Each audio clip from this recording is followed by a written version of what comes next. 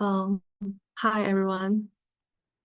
Welcome to today's ISDSA workshop on conducting meta-analytic structured inquiry modeling with R. And today we are very delighted to have Dr. Mike Cheung as our guest speaker. Dr. Cheung is a full professor in the Department of Psychology at the National University of Singapore.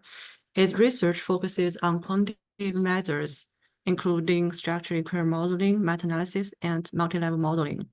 His primary area of expertise is the integration of meta-analysis and SEM.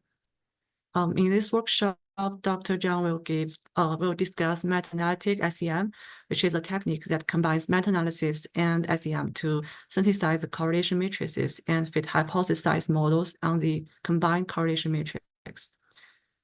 This workshop will last 3 hours, and during the workshop, if you have any questions, please feel free to ask in chat or raise your hand.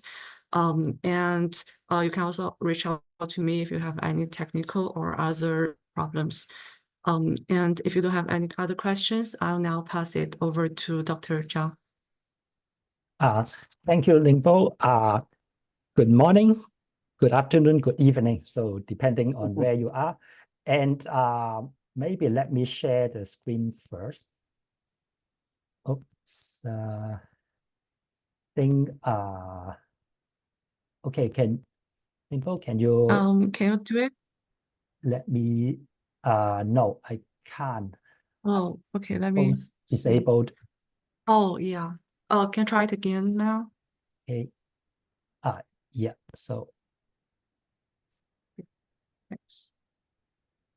Okay, so today's workshop is about a technique we call Meta-Analytic structural equation modeling, or sometimes we call it MASEM.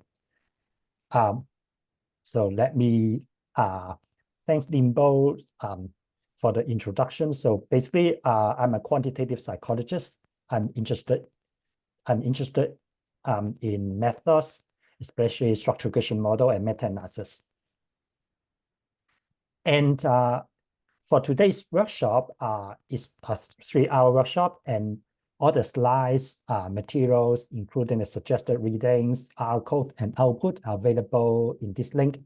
I'm sure probably most of you have already downloaded it. I'm sorry, I made some last-minute changes, so if you download it before, so please try to update it a bit. And in this workshop, we are going to use 4 R packages. You may use the following R code to install them. Basically, it just check whether your R version has already installed these programs, these packages. If not, it will automatically install them. Okay, then the first thing about the workshop is about expectation, because I think we all know some of you may have a very high expectation because you are using MASEM in your research. For others, this may be your first time to explore it and you have no idea, so you are not planning to use it. So for us, what I'm going to do is to cover some essential idea first in the first part of SEM and meta-analysis, so that we are all on the same page. For those who are quite familiar with SEM and meta-analysis, you can take a break first, and then we'll introduce the idea of MASEM, starting from some base ideas to some, I would say, a bit advanced. But due to the time constraint, we only have 3 hours, so I can only cover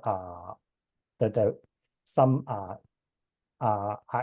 analysis code, and my plan is to spend as much time as possible on the R code, so that we all know how to run some analysis and how to interpret the results.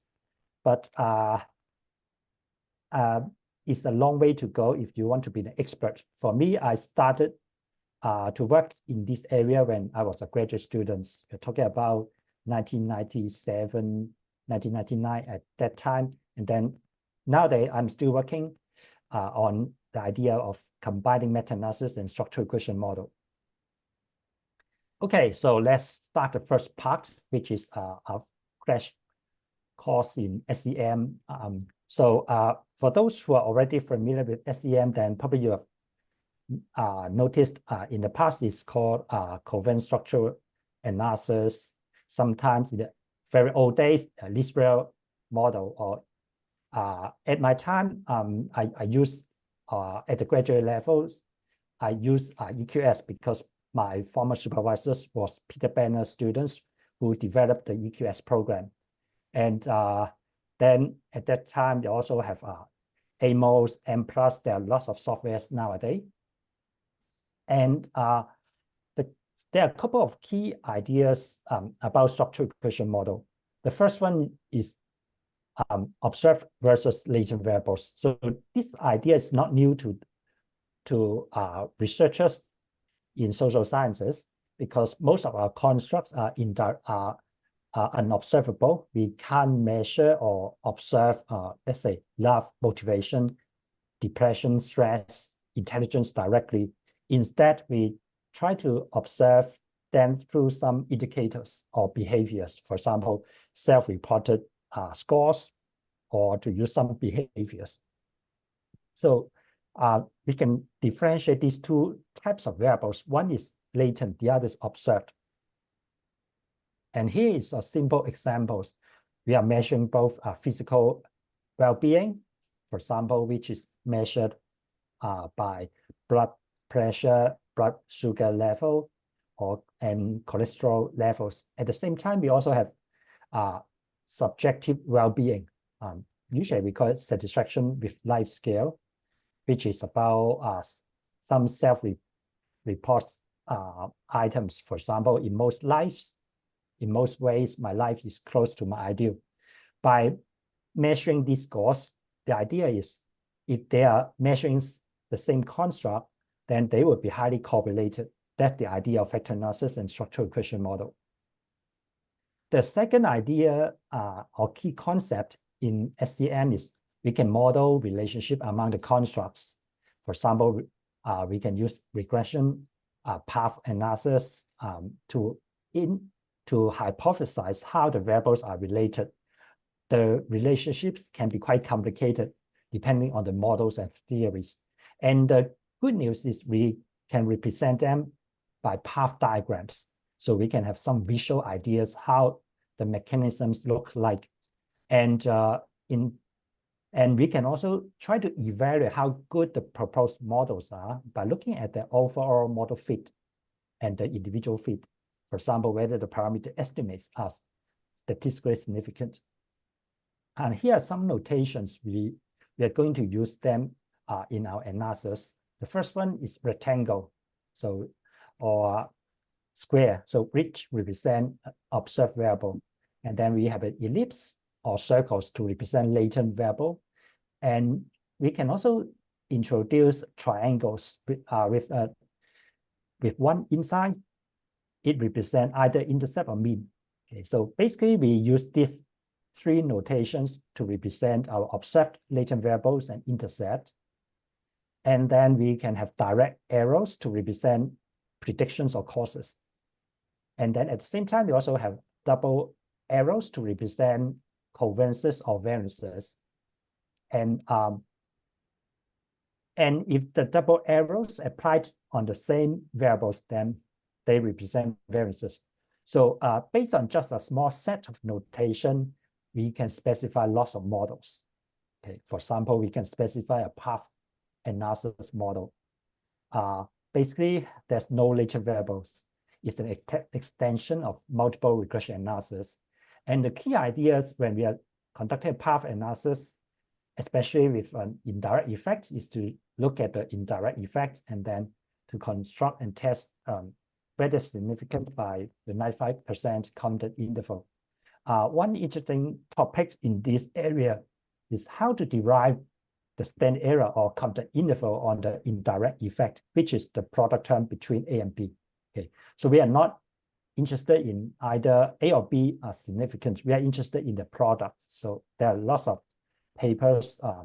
Essentially, the key idea is to use bootstrapping method to bootstrap the 95% counted interval on the indirect effect. Okay, when we have latent variables, just like our previous example, then we can fit a factor analysis, and we call it CFA confirmatory factor analysis. Under a CFA model, the latent variables are just correlated, and we are interested in the construct validity, whether this, let's say, the physical constructs and the psychological constructs, they are independent constructs. And how to test it? Basically, we are proposing a model, a two-factor model, and then by comparing this model against our data, based on the model fit, then we have some evidence to argue whether this two-factor model fits the data reasonably well or not. By the way, we are not proving this model is correct. What we are doing is, if this model is correct, then the model fit or our model should be consistent with our data. Okay. So there are various assumptions behind this approach. We'll talk more about it when we talk the model fit. And if we apply our directions, for example, here we are using physical health to predict psychological health, subjective well-being, then it becomes a structural equation model. Essentially, the differences between a structural equation model and a factor analysis are usually minor. In this case, these two models are equivalent. It means mathematically they are the same. The model fits are the same. So what can we get additionally, apart from using a CFA? If we use a structural equation model, researchers tend to have stronger beliefs about how the latent constructs are related. For example, here, we are hypothesizing the physical health directly impacts the subjective well-being, the psychological health. So based on this assumption, based on this model, then we can interpret the direct effect here. Okay, so here, some how to specify a structural equation model. There are a couple of software depending on your preferences. We can use matrices, for example, Listral, OpenMX. They use matrices. For Listral, it involves 8 matrices, so it's not easy to specify it. Most of us may prefer to use equations, which is quite popular nowadays. We have M+, EQS, Levant. For some programs, for example, AMOS, we can specify models graphically. Okay, so once we have specified a model, let's say either CFA or SCM, the next step probably we may want to ask is whether the model is identified. Simply speaking, identification means that whether we can find a unique solution for the model. Okay. So it's not related to the data. It's not about whether you have 1,000, 1 million participants. If your model is not identified, then even though you have 1 million participants, you can't find a unique solution. Okay. And there are lots of rules. One simple rule we can tell is degree of freedoms. So the degree of freedom is for a covariance matrix is calculated by the number of pieces of information. Usually is P times P plus 1 divided by 2. Okay, so here, okay, so these represent the number of pieces of information. Okay, and then Q represent the number of parameters, the 3 parameters that we are fitting. Then we can calculate the degrees of freedom quite easily. Okay, and in here, just to add a note, because in the context of MASEM, Meta-Analytic structural equation models, usually we don't use covariance matrices. Usually we use correlation matrices. The idea is simple. We have studies that may use different scales, even different types of responses. Some may involve 5-point Likert scales. The others may involve 7, 9 points Likert scales. So we cannot use covariance matrices directly. Instead, we use correlation matrices. Then when we are doing this counting rule, then the number of pieces of information, the P star here, becomes P times P minus 1 divided by 2, because for correlation matrices, the diagonals are always 1. They don't carry any information. Okay. Because of this, then we need to use a slightly different rule. But interestingly, At the same time, the number of parameters usually will also be smaller. Okay, at the end, the degree of freedom for most model will be identical. So what it means is if we are fitting a covariance matrix, if the DF is 3, then if we are fitting correlation matrices in MASEM, our DF would also be 3. Okay, even though the number of pieces of information is smaller. So we will go to that part later when we introduce MASEM. But just to make sure that we all understand how to count the degree of freedoms. But in most cases, the computer programs will help us to do all.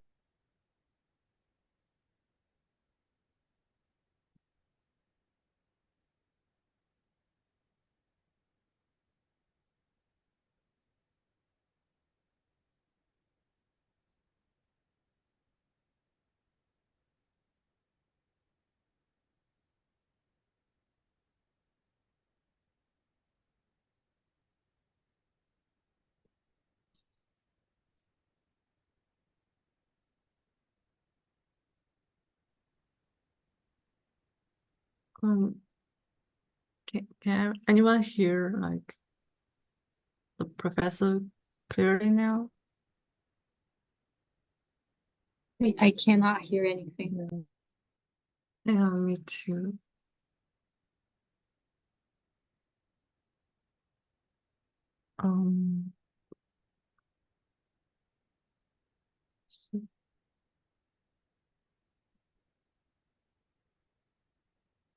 Yeah, maybe there's some. Hi, Dr. Cheung. Sorry, it looks like something was wrong from my side, and my Zoom was just unexpectedly closed. Okay, so sorry about this. Yeah. Yeah, I can continue. Thanks. Yeah, so that means it may remind me it's better not to draw anything because my drawing may be too terrible. Okay, so I'll try not to draw anything to minimize any potential issues. Okay, so then we can just look at the degree of freedom. It tells us a lot. First of all, if the degree of freedom is negative, then there's no unique solution. The model is unidentified. If it is 0, then it is just identified. For example, for all regression models, multiple regression models, they are just identified model. It means the proposed model fits the data perfectly well. So we can't test whether the proposed model is consistent with the data or not, because by definition, it's always consistent. And in SEM, we are most likely interested in over-identified model. When the DF is larger than 0, that means the model fit is not perfect. And then we are able to test it based on data. Okay, so this allows us to make inferences, that is whether we reject the model or do not reject the model. Okay, and so in SEM, as I have just said, we prefer to fit model with DF larger than 0. Okay, so just to get some sense, what are we doing when we are fitting SEM? So basically, we can summarize our data in a covariance matrix. For example, if we are fitting, we are using x1 to predict y, and then our data would consist of a 2x2 covariance matrix, which involves 2 variances and 1 covariance, like this. Okay, and then if we use raw data, then for many programs, they will convert the raw data into a covariance matrix. Unless you have missing data, then sometimes we need to use full information maximum likelihood. It run the analysis at a row by row base, it means subjects by subjects. Otherwise, if there's no missing data, it's quite safe to just run the analysis on the covariance matrix if we assume the data are multivariate normal. Okay, and then we can propose a model. For example, here we are using x1 to predict y. Then based on this proposed model, we also have a form of what we call the model implied covariance matrix here. Okay, so this one, we are not interested in them. But the program does, for most SEM software, it tries to calculate or estimate these what we call parameters. For example, the variance x1, and then b1, and then the error variance of y. So it just try to compare with our data and then come up with some equation to optimize it. Okay. And after that, the computer program will report all the parameter estimates and then the standard errors and other things. So when we fit the proposed models, what we are trying to compare is the sample data. In here is, let's say, the covariance matrix of S versus the implied covariance matrix, and see how similar they are. Okay. And if the model is just identified, then the residual, the error will be 0 because they will be exactly the same. Then in here, we can use a chi-square statistics to test whether the overall model fits the data. Okay. And if it fits the data reasonably well, then we can use what statistics to test whether the parameter estimate are statistically significant. Okay, so it's all look good, but there are some tricks and tips here. Because first of all, when we use chi-square statistics, then there are some assumptions. For example, we assume the data multivariate normal, and then we have sufficient sample size in order to rely on the chi-square statistics. And but in most cases, these assumptions are not fulfilled or may not be that reasonable. For example, our data may be not normal or not normally distributed.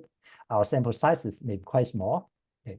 And one thing that we don't like it is quite sensitive to the sample size. So what I mean is, if you have a very large sample size, in most cases, it will work against researchers because the proposed model would be rejected. And then SEM researchers develop lots of goodness of fit indices. They, for example, what we call incremental fit indices. We try to find what we call baseline model. In fact, this baseline model usually is the worst possible model. It assumes all variables are uncorrelated. And then we see how our proposed model improves over this baseline model. So the funny thing is, instead of testing it as absolute term, now we are trying to find a target model, a baseline model, which is arguably the worst model in all the universe. And then we try to see how large the improvement would be.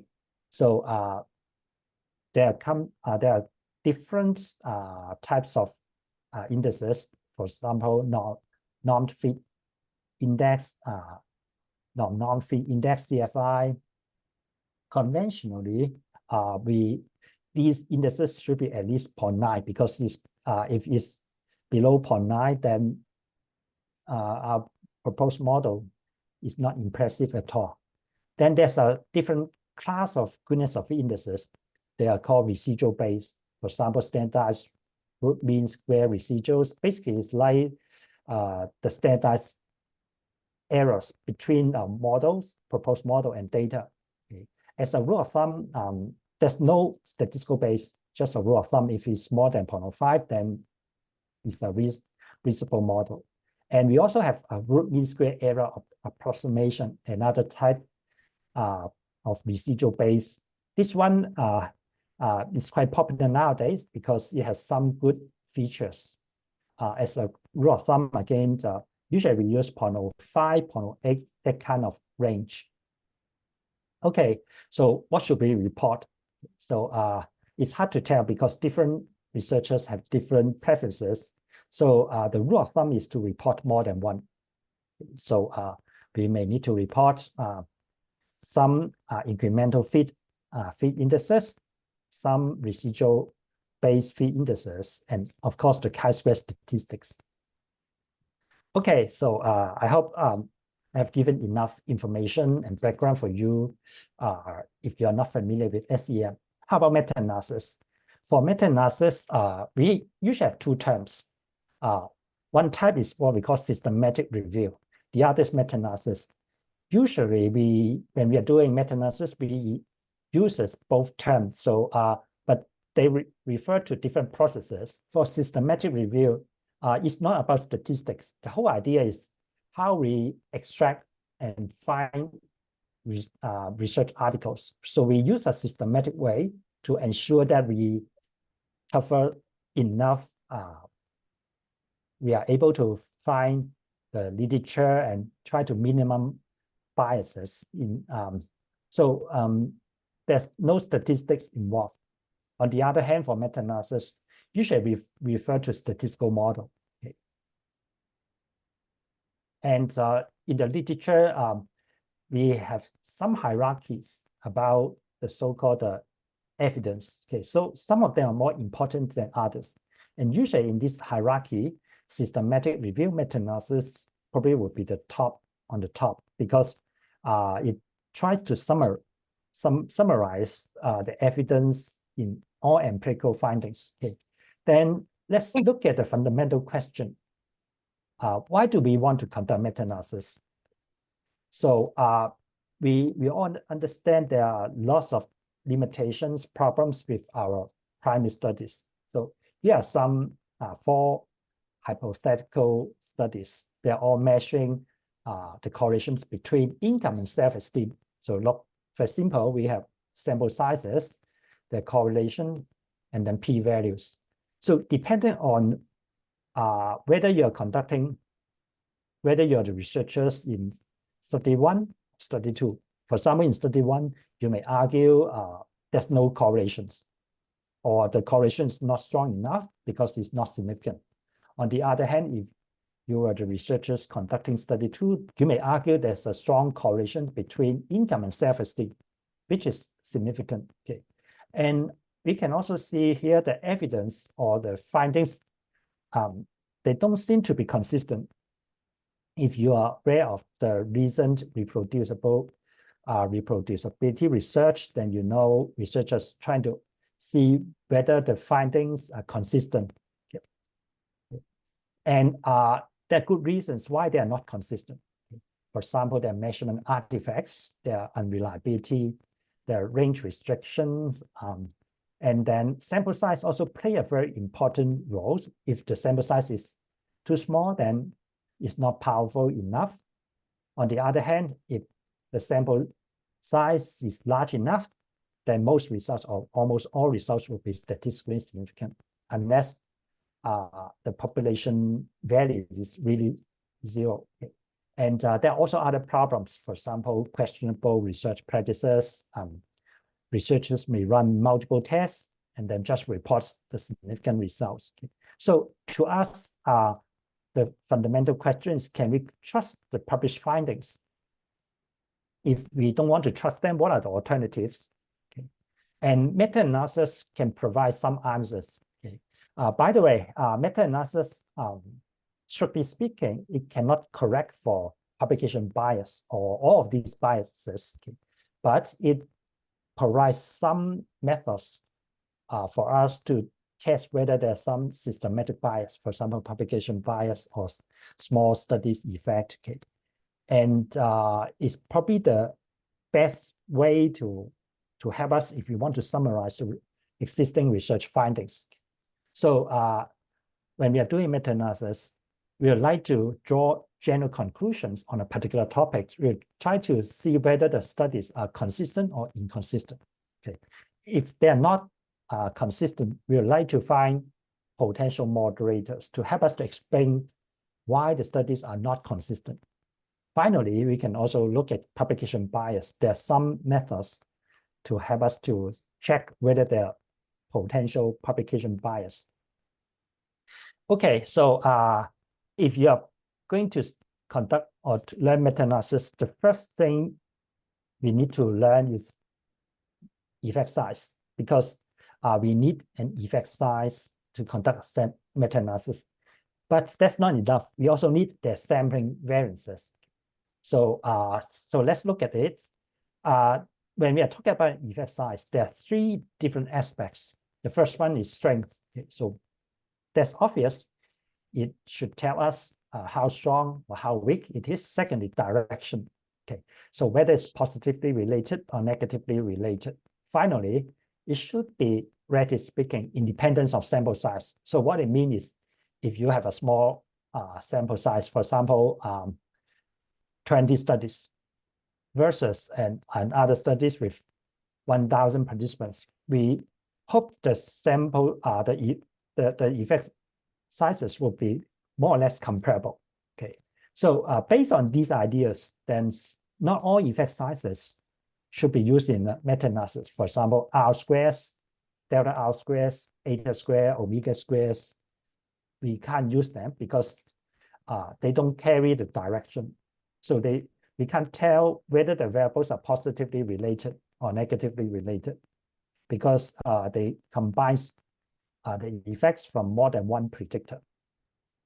And as beta's standardized regression coefficient, or beta, is in a gray area because on some cases, we can use it as an effect size. For example, the number of predictors are the same. So across all models, they all use, let's say, 4 predictors. Then the standardized betas can be used as an effect size. But this is rare. If different studies use different number of predictors, then the calculated beta would not be comparable. Okay. And we have just talked about the effect size. But another essentially important thing is sampling variance. Okay. And regarding the effect size, usually we have 3 types or 3 families. The first one is correlation coefficient. The other one, standardized mean difference. The last one is odds ratio or contingency table, simply speaking.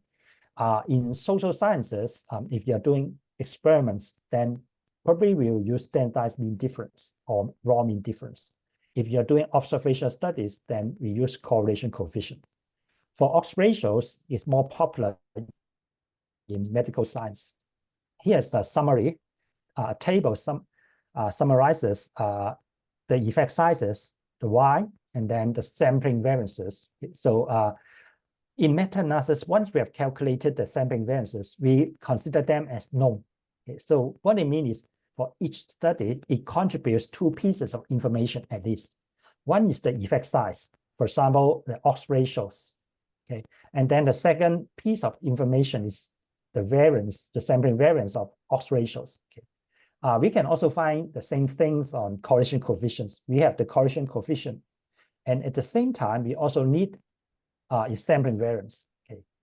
For some reasons, if we can't find its sampling variances, unfortunately, we can't use it in our meta-analysis because the sampling variances tell us how variable or how varied they are. Because when we combine the effect sizes, we also take the precision into account. In other words, we put more weights on the effect sizes with smaller sampling variance. So it makes sense. Suppose for one studies, it's based on 10 participants, and for another studies, it's based on 100 participants. Then even though the calculated effect sizes are the same, both of them are 0.5, but we don't consider them equally because we consider the one with more sample sizes is more precise, more important. Okay, so in MASEM, we are essentially using correlation coefficients. Okay, so here's R, and its sampling variance is based on this formula. And occasionally, you may also come across people try to apply a Fisher-Z transformation. Okay, and then there are lots of good reasons to use Fisher-Z transformation.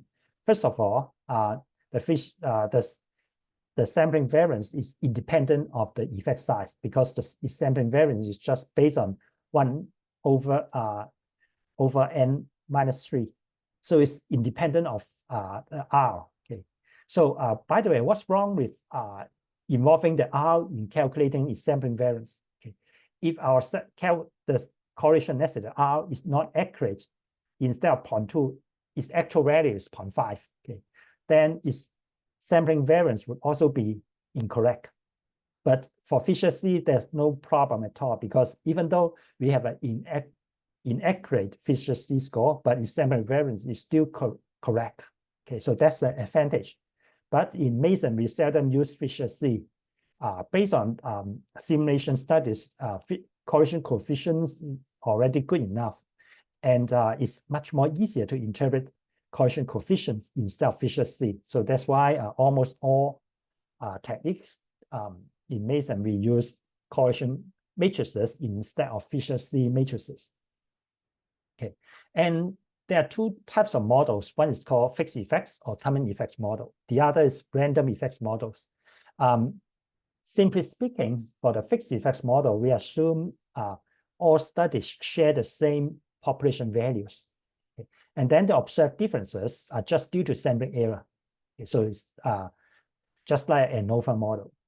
On the other hand, for the random effects models, we allow different, each study has its own true values. So let's look at some figures to illustrate the idea. For the fixed effects models, let's look at, suppose we have 3 studies. All of them, the population values are 0.6. Okay. But due to sampling error, what we observed are the squares. Okay. For study 1 is about 0.4. For study 2 is about 0.7. And study 3 is about 0.5. Okay. So even though they are not exactly the same, 0.4, 0.5, and 0.7, but they share the same population values, the observed differences are simply due to sampling error. In other words, if we have huge sample sizes per studies, then all of them will be identical. Okay. On the other hand, for random effects model, it's more like a multi-level model or hierarchical models. First, we have an average correlation coefficient 0.6, but they share, there's a distribution. Okay, so here we look at each studies, they have the squares. We have about 0.55, 0.66, and 0.5. Okay, so these 3 studies, they have 3 different population values. And then now we add the sampling error. Okay, so what we observe is about 0.3, the squares here. And then for another study, about 0.7. And then here is slightly less than 0.7.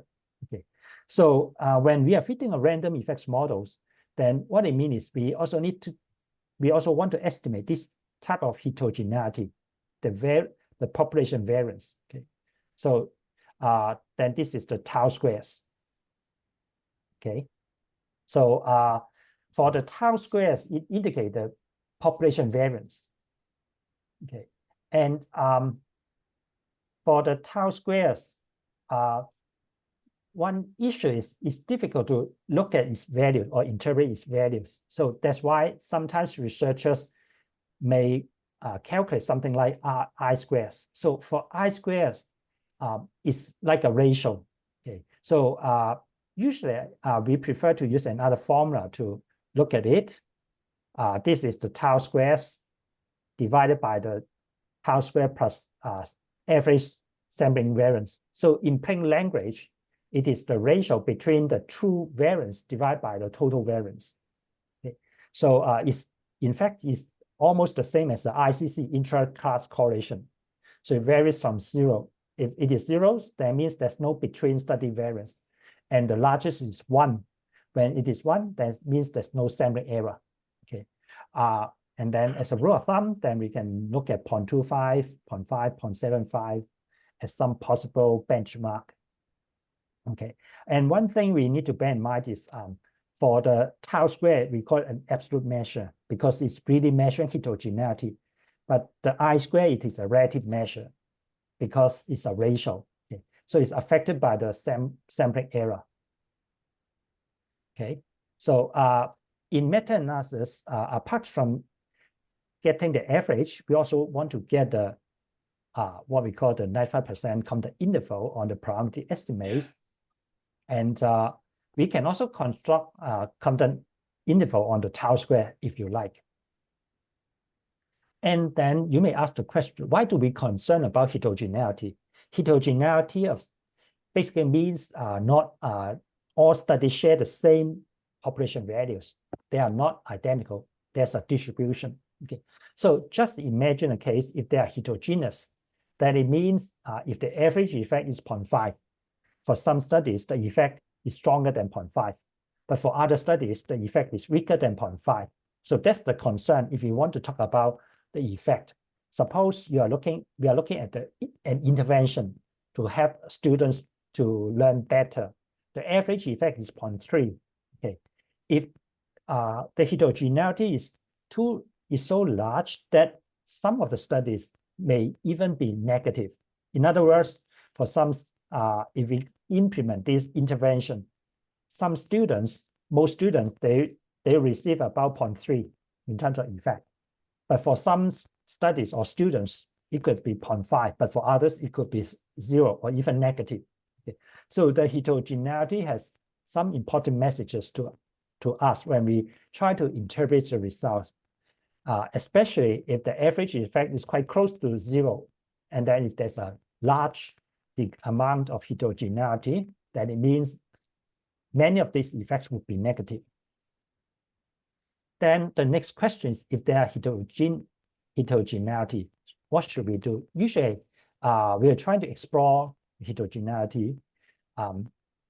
We may look at, based on this unreliability, SAM range restriction, all of this will affect the heterogeneity. And at the same time, we may also try to identify some potential moderators. But just one thing we need to bear in mind is, unlike in an experimental study or observational studies doing with human or participants, excuse me, let's recall when we are trying to develop our studies, researchers can decide what types of variable we are going to observe or measure or manipulate. But when we are doing meta-analysis, that's all. All of them have been published. In other words, we can't ask, let's say, the primary authors, can you measure some additional measure? No, we can't, because it's already done. So usually in meta-analysis, the so-called moderators or predictors, they're all ad hoc. Usually we don't have very strong theories to hypothesize or explain why this moderator may help us to explain heterogeneity. So it has huge implication. It means please don't try to overinterpret your result. Even if we have found, let's say, year of publication may impact the heterogeneity or the effect, it doesn't really give you a very strong evidence to argue or to support it, because it's all ad hoc. Okay. And for this type of analysis in the literature, we call it mixed effects model or meta-regression. Just as a note on the terminology, in meta-analysis, sometimes this type of predictors, researchers may use the term moderators. Okay. Some others researchers may use predictors or covariates. They are all the same. Okay. So if you are familiar with interaction moderator analysis, then you know usually moderators analysis refers to creating interaction between two variables. So in meta-analysis, we only have one variable we call a moderator. The reason is these features or study characteristic moderate the effect size. So that's why it's called a moderator, but it depends on your preference. Another approach is to do what we call subgroup analysis. We may divide the data into 2 or more subgroups and then try to fit them individually. Okay. And if they become more homogeneous, then the subgroup analysis or the categorical variables may help us to explain part of this heterogeneity. And in fact, for subgroup analysis, is almost the same as a mixed effects model analysis by using a binary predictor. Okay, so if you are familiar, if you are interested in the similarity differences between these two, then you can refer to the studies here. Okay, so we have already mentioned it.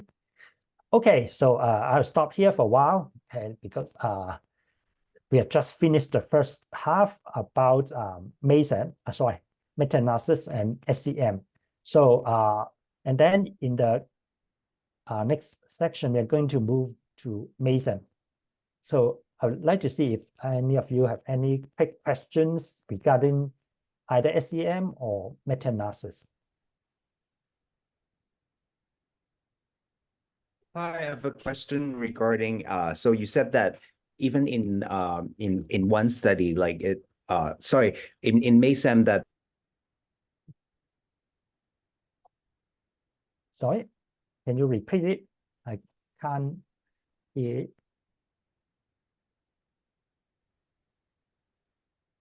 Oops. It seems it's already out.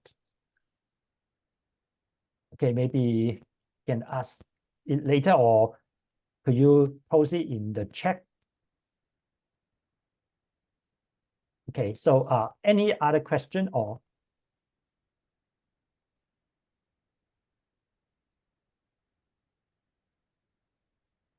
Okay, so maybe we can continue and then we can come back later. Excuse me. Could you send the link to the, sorry. Could you send the link to the materials to the chat again? I was asked by someone like in the chat, but I cannot access the chat for now. So The link like you shared previously, like in the email for the. Oh, thanks. Yeah, someone has just posted. Thanks. Yeah, thank you. Okay, so we may discuss it. Maybe we can discuss it later. Okay, we can. So any other quick questions? Yeah. Let me check. Is it on the chat? Oh, thanks. So the question was, is sampling variance the same as standard deviation? Not exactly, but they are related. Okay, so let's look at the most straightforward one. If we are using the sample mean as an effect size, then we know the standard deviation. Then we know the sampling variance is standard deviation divided by the square root of n. So yeah, so thanks for asking. The sampling variance, in fact, is the SE, standard error. So if we have a standard error on a regression coefficient, and if we use the regression coefficient as effect size, then its standard error is, if we square the standard error, then it becomes the variance. Okay. So V, the sampling variance, is the same as the standard error squares, SE squares. Okay, so it's related to standard deviation, but it's not exactly the same. And then another question was a common predictor from included study in meta-analysis called moderator, even if it's not says. Oh yeah, so the question was, so now when we are doing a meta-analysis, we are, you can imagine similar to conducting what we call ecological analysis. We are conducting a level 2 analysis, and we are not, the interpretations are not directly related to level 1, the subjects, the participants. And then for the moderators, we are referring to level 2 phenomena, study characteristics. Okay, so so in other words, the moderators are created or conceptualized by the researchers who are conducting meta-analysis. Is not necessarily the same as the moderators in level 1 in the primary studies.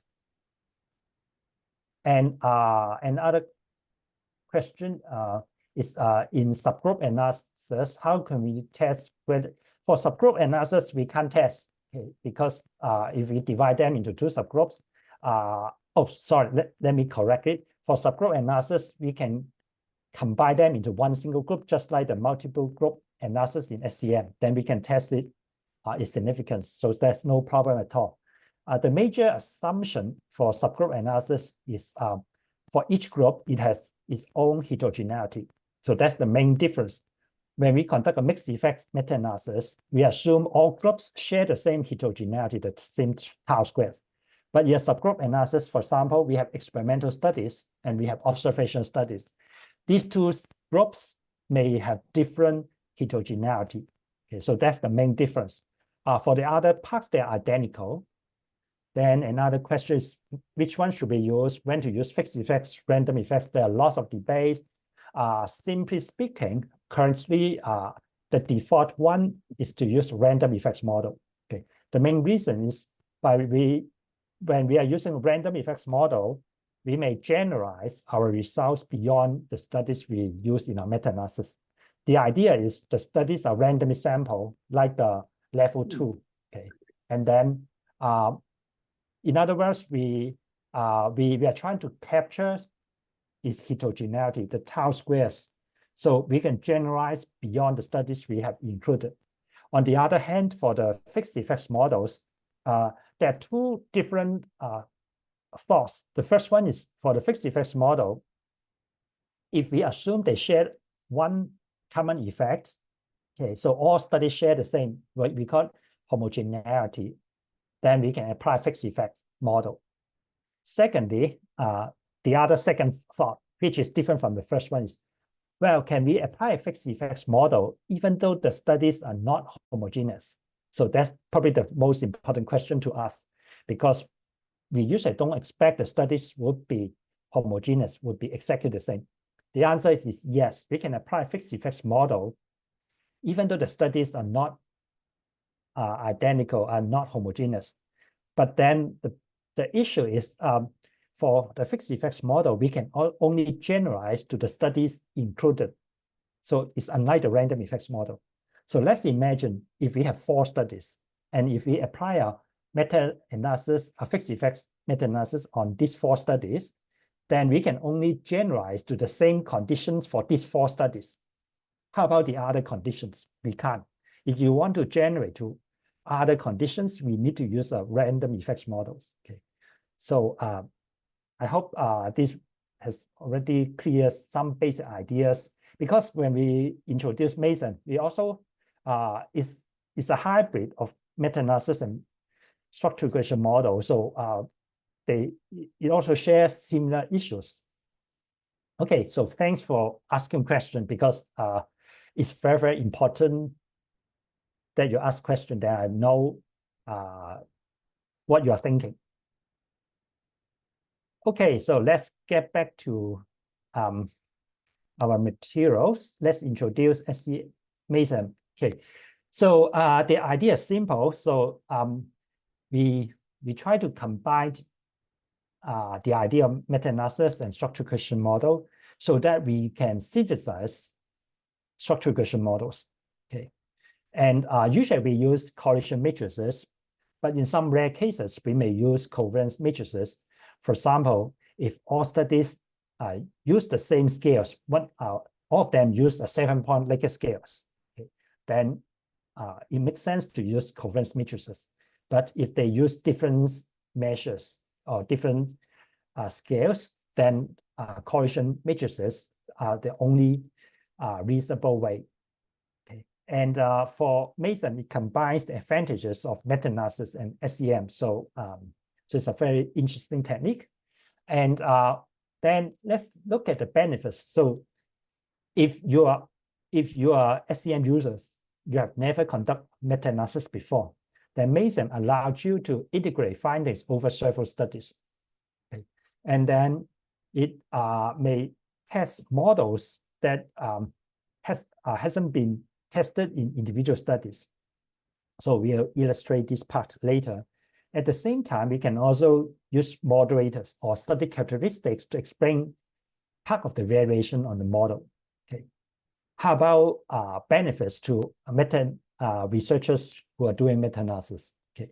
Then MASEM open a new window for you to explore theoretical models, for example, mediation models. Okay. So in the past, when we are doing meta-analysis, we are mainly focusing on either what we call univariate meta-analysis with one effect size, or multivariate meta-analysis with more than one effect sizes. But there's no model at all, no theoretical models like mediation or CFA models. Okay, so now if we use MASEM, then we are able to test more complicated models.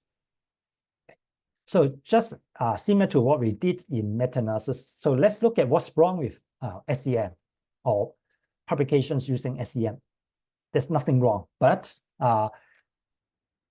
for the primary studies, they all share similar problems, regardless of whether we're using SEM or not. For example, they have low statistical power. Okay, so if we only have 100 participants, 200 participants, then we will question whether our sample size is enough, because we may propose our model. It fits quite well to the data, but simply because it's not powerful enough. On the other hand, if our data or our sample sizes are large enough, then most tests or most model will be rejected.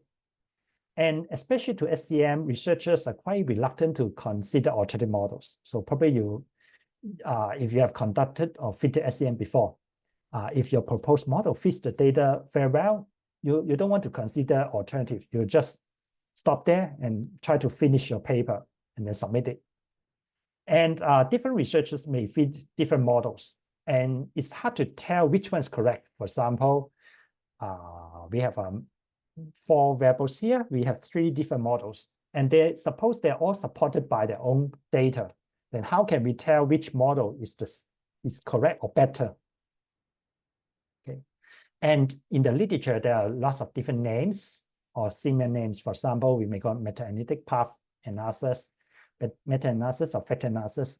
So in here, we use a generic term called MASEM to describe this class of techniques. Okay, so first of all, we look at a couple of examples to see how MASEM can be applied. Okay, so this was a very old paper, a couple of decades before. Brown and Stamen, they were interested in antecedents and consequences of attitudes towards the advertisement. So there's a advertisement is a mediator, and then the final dependent variable is purchase intention, and then there are a couple of other variables like advertisement conditions. Okay, so in the literature there were 4 models. Okay, and then based on 47 studies with more than close to 5,000 participants, then they found the dual mediation hypothesis fits the data better than the others. Okay, and one clear observation here is usually the total sample size is quite huge in MASEM. We're talking about thousands, because it tries to accumulate lots of studies. Trimac and Hunter and other examples, they were interested in the individual unionization decision. Okay, so in the literature, there were 2 models, and as expected, they find the direct effects model with direct paths fits the data better. And in here, there's another interesting example by Norton and his colleagues. So they were interested in the hospital anxiety depression scales. Okay, so it's a 14-item scales. But surprisingly, in the literature, there are more than at least 10 possible models proposed. Okay, so based on 1 factor, 2 factor, double loading, 3 factors, higher order, bi-factor models. Okay, so the question is, which one should we use, or which one fits the data better? Okay, so it's not straightforward, or we can't do it based on primary studies. Okay, even though you have a huge sample size, 1,000, 10,000. Okay, it's just 1 sample. We are not sure whether or how it works when we apply the same model to other samples. But when we apply MASEM, then we are able to test it across different samples. For example, these authors, they collected 28 samples, independent samples, and then they found the model with bifactors fits the data better than the others. Okay, so after illustrating some examples, now let's introduce the techniques a bit. So there are a couple of models in the literature. So if we essentially, most of them, they use a 2-stage approach. Excuse me. For the first stage, in stage 1, they try to combine the correlation matrices into a pooled correlation matrix. Okay, so by the way, when we are conducting MASEM, we don't need to assume that data are complete. That is suppose if you are fitting a model like this one, 14 items. Oh, this may not be a good example because for scales, usually they are complete. It's ought to say or to observe researchers just report 7 items instead of 14 items. But let's look at other examples here. There are 5 variables. Okay, so we don't need to have all of these 5 by 5 correlation matrices because some studies may only be interested in the wage level here and then the unionization decision. So it's only a 2 by 2 correlation matrix. But for others, they may involve more variables. So some of them may involve 3 by 3, 4 by 4, or 5 by 5. Okay, so that's the advantage. But of course, there are also some limitation if the data are not complete. Okay, so one major problem, if there are lots of missing data, or you only have, let's say, 2 by 2 correlation matrices, it may introduce heterogeneity. As we have mentioned before, heterogeneity means that the underlying studies don't share the same population values. So just imagine all studies were conducted by different researchers. And then now, even under this 5 by 5, some of them may just include each cell under this 5 by 5 were conducted by different researchers. So the amount of heterogeneity can be huge. Okay, so ideally, we should try to keep as many variables as possible. But when we are conducting MASEM, we don't need to assume the data are complete. Okay, so the first stage solve this problem because when they are incomplete or missing data, the output is a pooled correlation matrix. Okay, so we try to handle missing data at this level. Then for stage 2, once we have an average pooled correlation matrix, then we can use it to fit different structural equation models. Okay, so now there's no missing data at all because we have a one average correlation matrix. So most methods that we in the literature, they follow this 2-stage approach. There's one exception here, it's called one-stage approach. So one-stage MASEM. Okay, so for this one-stage MASEM approach is skip the first stage. So try to feed the second stage directly with the correlation matrices. Okay, and then in theory, there's not much advantage when we are using either one stage or 2-stage, except for the one-stage MASEM, it may help us to handle moderators. Okay, so when we have moderators, we may use moderators to predict or moderate the parameters, let's say the regression coefficients. We'll talk more about it in the illustration later. And there are traditionally the most popular one, the most common one is Univair approach. Okay, so this one, in fact, was the motivator for me to learn or to combine MASEM when I was a graduate student. Many years ago, I read this paper, I find very interesting. And then because of my training, I was from the SEM transition. So I found this approach, the Univair approach was very interesting, but statistically speaking, it's not correct. Okay, so that motivated me to develop the later 2-stage SEM and then the one-stage SEM. At the same time, in the literature, there's also a generalized least squares approach. It's mathematically is the same or similar to the 2-stage and 1-stage. It uses multivariate meta-analysis to fit it to conduct MASEM. Okay, so here are a summary what we can do with different approaches. Okay, so in today's workshop, I mainly focus on the 2-stage SEM and then the 1-stage MASEM. Okay, so first of all, I'll talk a little bit about the problems of Univair approach. Why I have to spend time.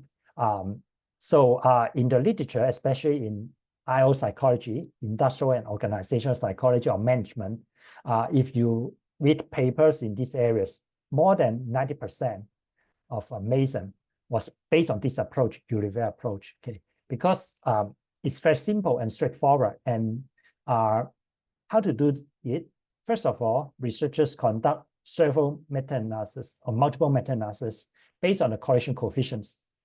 Okay, so suppose if there are 10 correlation coefficients in a correlation matrix, then basically just conduct 10 separate meta-analysis. So it's straightforward, it's easy. Researchers can use an Excel file to do it.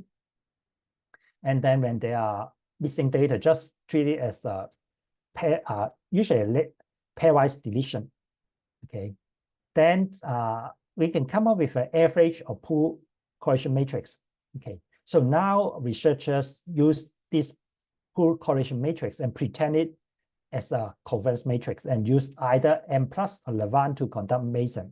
Okay, and they have to pick up a sample size, because now you only have one correlation matrix, then you need to use a sample size. Okay, so usually the convention is to use a harmonic mean of the sample sizes. Okay, so one simple way to tell whether they're using this universal approach is when you read papers, and then if they use either Levin, Liswell, Amos, M plus to do the stage 2 analysis, then it's based on universal approach.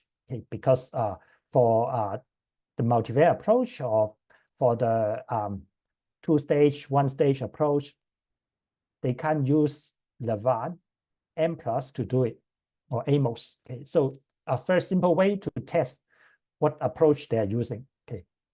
Okay, then what's how to do it? So here's an example. Suppose we have 4 studies, 4 correlation matrices. Okay, and then each of them in study 1 we have missing data. So in study 1 it only includes the correlation between X1 and X2. In study 3 it only includes X1 and X3. Okay, and then the first step is to conduct universal meta-analysis by averaging each of them independently. Okay, so when we calculate the average correlation coefficient between X1 and X2, we ignore the other correlation coefficients. Okay, so it's very simple and straightforward. Now we have an average correlation matrix, and then suppose the sample sizes for this correlation matrices, for these correlation coefficients are 200, 500, and 1000. Then usually researchers pick the harmonic mean, which is about 375, and then use it in SEM. Okay, so now I'm not sure whether you can see the problem. So for all of these 3 correlation coefficients, I just make to make sure that they are all the same. It makes it easier to read. All of them are 0.6. Okay, but if you go back to the previous slide, for the first 0.6, it's based on these two studies. Okay, so they are based on different studies, and they are also based on different sample sizes. For the first correlation coefficients, R21 is based on 200s. For R31 is based on 500, and R32 is based on 1000. Okay, so the question is, which one is more precise? Quite obvious, should be R32 because it has a larger sample size. Okay, but here when we use 0.6, 0.6, 0.6, and if we use the same sample size, harmonic mean of 375, all of these 3 coefficients and the related regression coefficients in our stage 2 analysis would be identical because we are using the same sample size. So this is the first problem, okay? Because it doesn't take the sample, the standard error from the stage 1 analysis properly into stage 2. Okay, so that's why it affects the goodness of the indices, chi-square, standard error, everything. Okay. Then there are more questions. The second one is analyzing correlation matrix as a covariance matrix. Okay, they are not the same. For correlation matrix, the diagonals are always 1. For covariance matrix, the diagonals carry information because they are variances. Okay, but when we put this correlation matrix and pretend it as a covariance matrix, then sometimes, by the way, sometimes the results are correct, but sometimes they're not correct. Okay, so it depends on lots of factors. Technically, we call whether the model is invariant. If they are invariant, then analyzing a correlation matrix or versus analyzing a covariance matrix will be the same, but we don't know it for sure. Okay, so that's why many decades ago, if you know SEM, the general recommendation is we shouldn't pretend the correlation matrices as covariance matrices in SEM. Okay, your supervisors will want you why you are using correlation matrices in SEM. Okay, so we did lots of simulation studies to compare the univariate approach and other multivariate approaches. Okay, and here are some lots of figures, but there are some general messages. For the parameter estimates, the good news is they're all unbiased, they're all the same. Okay, so for the parameter estimate, there's no problem at all. But the problem is the standard error. So listed here.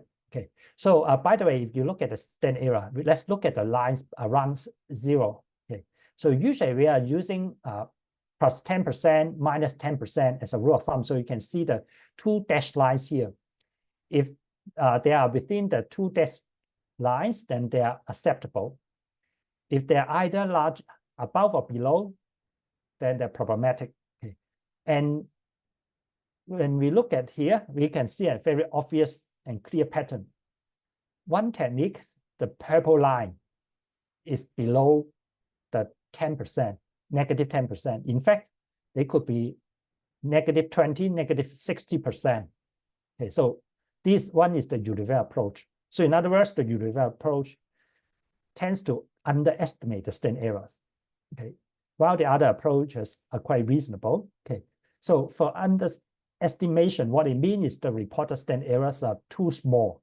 In other words, wow, it's good news to researchers because they found lots of significant findings, lots in the SEM, but these are not real findings. They're statistical artifacts because they're using an incorrect approach. Okay, so that's the key message. For parameter estimate, they're all okay within 5%, plus or minus 5%. Okay, so in other words, when you read literatures, when they are using the univariate approach, the key message is the average, the regression coefficients should be fine, but the standard errors are likely almost sure underestimated.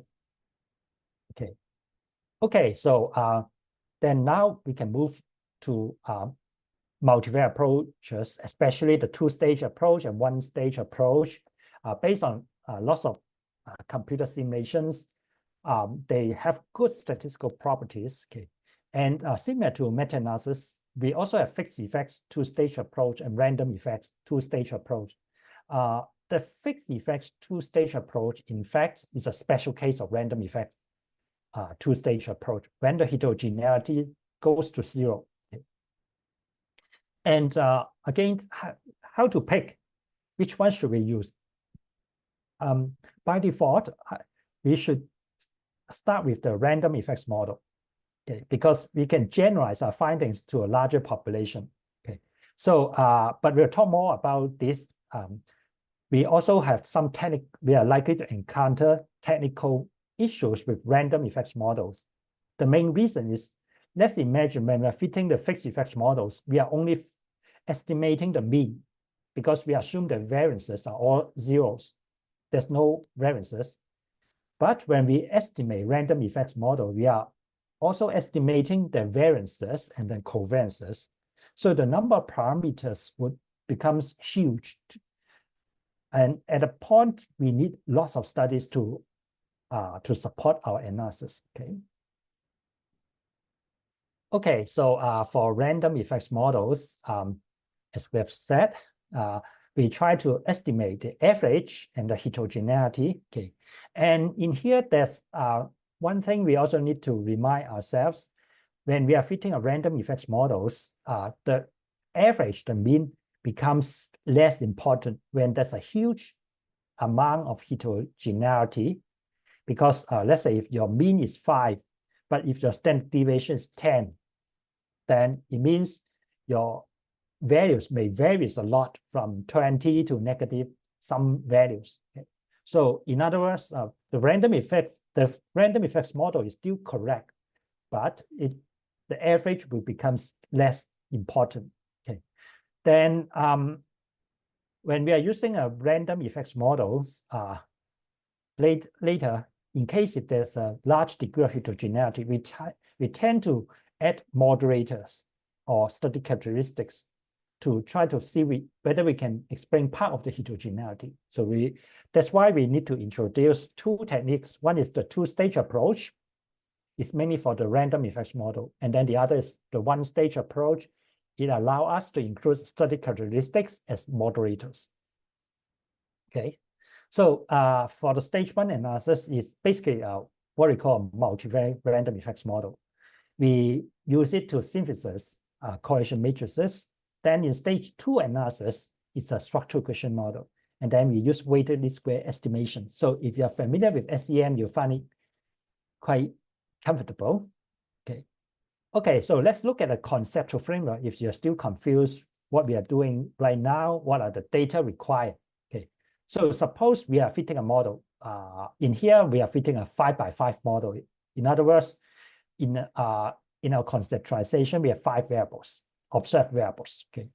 So then we are using study 1 to study K here. So this is our data structure in principle. Okay. So study 1, it includes some correlation coefficients. Okay. And when we are conducting meta-analysis, okay, the studies are exactly the same as subjects or participants. And then the effect sizes, correlation coefficients, are exactly the same as the variables. Okay. So if you are from an SEM tradition, then you know subjects, rows, and then variables, columns. So essentially, the rows are studies, then the columns are correlation coefficients. Okay, so just like here, then we have a correlation coefficients. Okay, then in the stage 1, we try to come up with an average. Okay, and then we at the same time, if you still remember, we need to calculate the sampling variances. Okay, so we call VI, we know. Okay, so this part is known.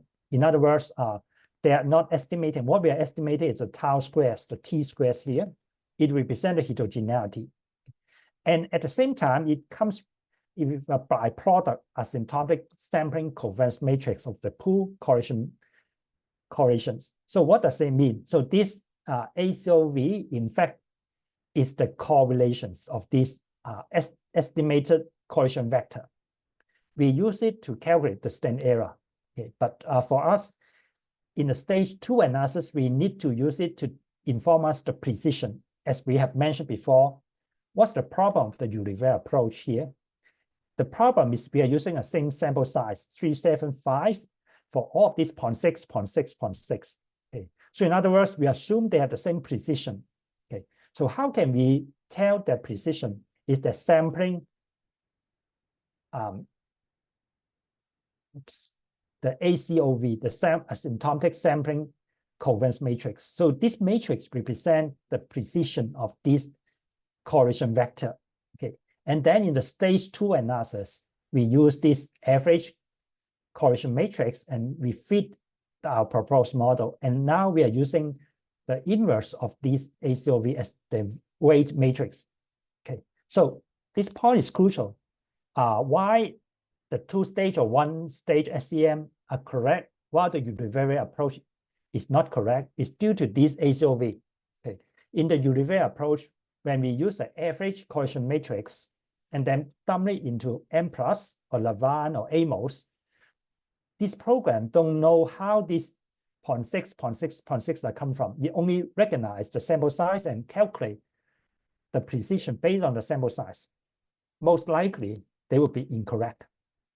Okay, but under the 2-stage and then or the 1-stage approach, we use the asymptotic covariance matrix or to take the precision properly when we're fitting the SEM. Okay, so that's why we can come up with correct chi-square statistic and correct standard error. So I hope after this workshop, even though we are not going to introduce the technical details, lots of equations, I hope you get the semantic reason why the two-stage, the one stage is correct. They're correct while the other is not. It's because how they handle the precision. If we dump the average correlation matrix into Lavaan, the standard error would not be correct. Yes, Yining has a question. Yes, please. Yeah, just to ask if you can define what you mean by correct and incorrect.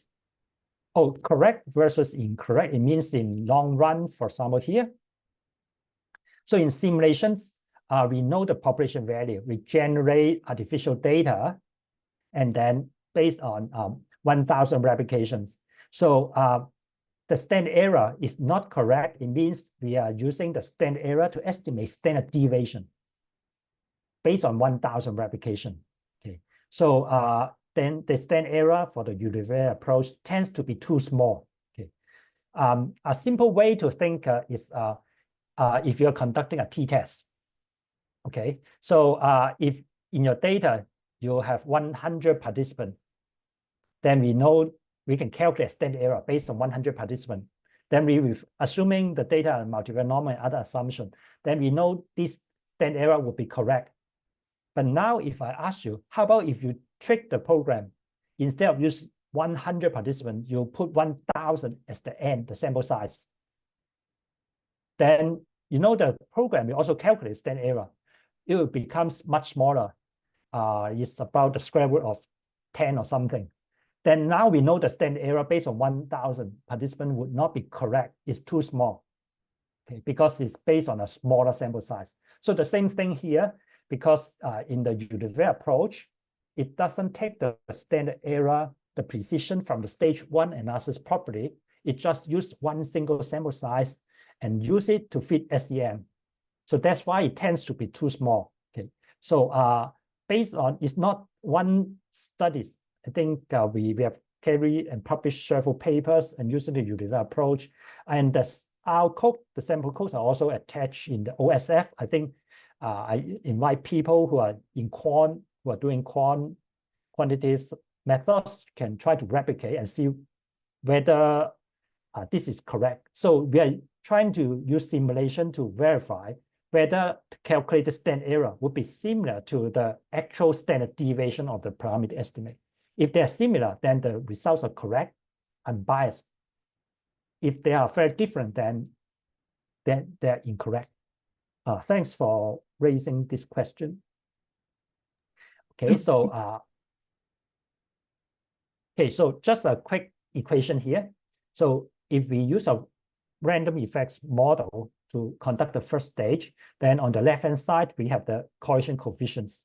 Okay, so it's a vector of R, observed correlation coefficients.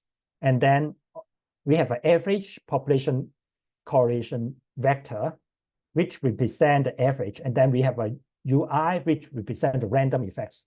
So the UI has a tau square heterogeneity. We need to estimate. And at the same time, we also have EI, sampling error. For the sampling error, we call it V-norm, okay, in hierarchical linear modeling, because we can, based on formula, to calculate the sampling error. Okay, so for multivariate approach, we need to estimate both the average and the average effects, and then the heterogeneity. That's the two key components. Okay. And this is exactly what we term the fixed effects and then the random effects under multi-level model. And similarly, we can also calculate R squares on each of the correlation coefficients to represent the degree of heterogeneity. Okay. Okay, so now we have a problem. Okay. And the problem is we need to calculate the tau square heterogeneity. Okay, so let's do a simple math on a simple examples. Suppose we are fitting a model with 5 variables. Okay, so we have a 5x5 correlation matrix. Okay, so the number of average correlation coefficients will be 10. So we use this simple formula, 5 times 4 divided by 2. So 10 fixed effects. How about how many number of elements do we have for the random effects? So we 10 times 11 divided by 2, 55. So this tau square would be huge. It includes 55 elements. Okay, so totally how many parameters do we need to estimate the stage 1 analysis? 10 fixed effects plus 55 random effects, total 65. Okay, so you may find quite surprising if this is the first time for you to do a MASEM or to consider its dimension grows easily, because if you look at the random effect, if you instead of 5, if we have 10 variables, then this size will be crazy. Okay, so then how many studies do we need to estimate a model with 65 parameters? It's a lot. Okay, so in other words, in most cases, we don't have enough studies to estimate the full tau squares. Okay, so a quick or a trick is, instead of estimating the full tau squares, we use a diagonal matrix. We are just estimating the variances, and then we assume the covariances are all zeros. Okay, so now instead of 55, we only have 10 variances. So now the models only involve 20 parameters. So instead of 65, we are now estimated 20 parameters. So it's slightly more reasonable. Okay, but this is something we can't verify, okay, because if we are able to fit the full tau squares, then we don't need to use diagonal. But because we don't have enough data, we can't estimate the full tau square, so we have to use diagonal.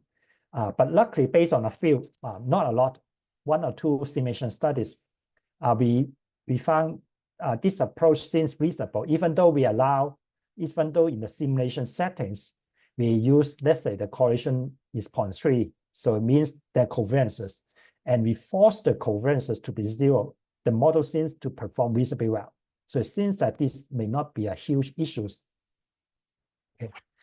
Then in the stage 2 analysis, we use a weighted least squares. So if you're new to SEM, then this you may find this odd. I'm not sure what it is, but if you have SEM background, then you know this is just a standard weighted least square. We use the precision from the sampling covariance matrix from stage 1, and then we use it in the stage 2 analysis. But simply speaking, in other words, we take the precision into account when we are fitting the SEM. Okay, so that's for the 2-stage approach. Then how about when there are large degree of heterogeneity? Okay, so what we would like to do is try to model it. Okay, so this is what we call the 1-stage approach.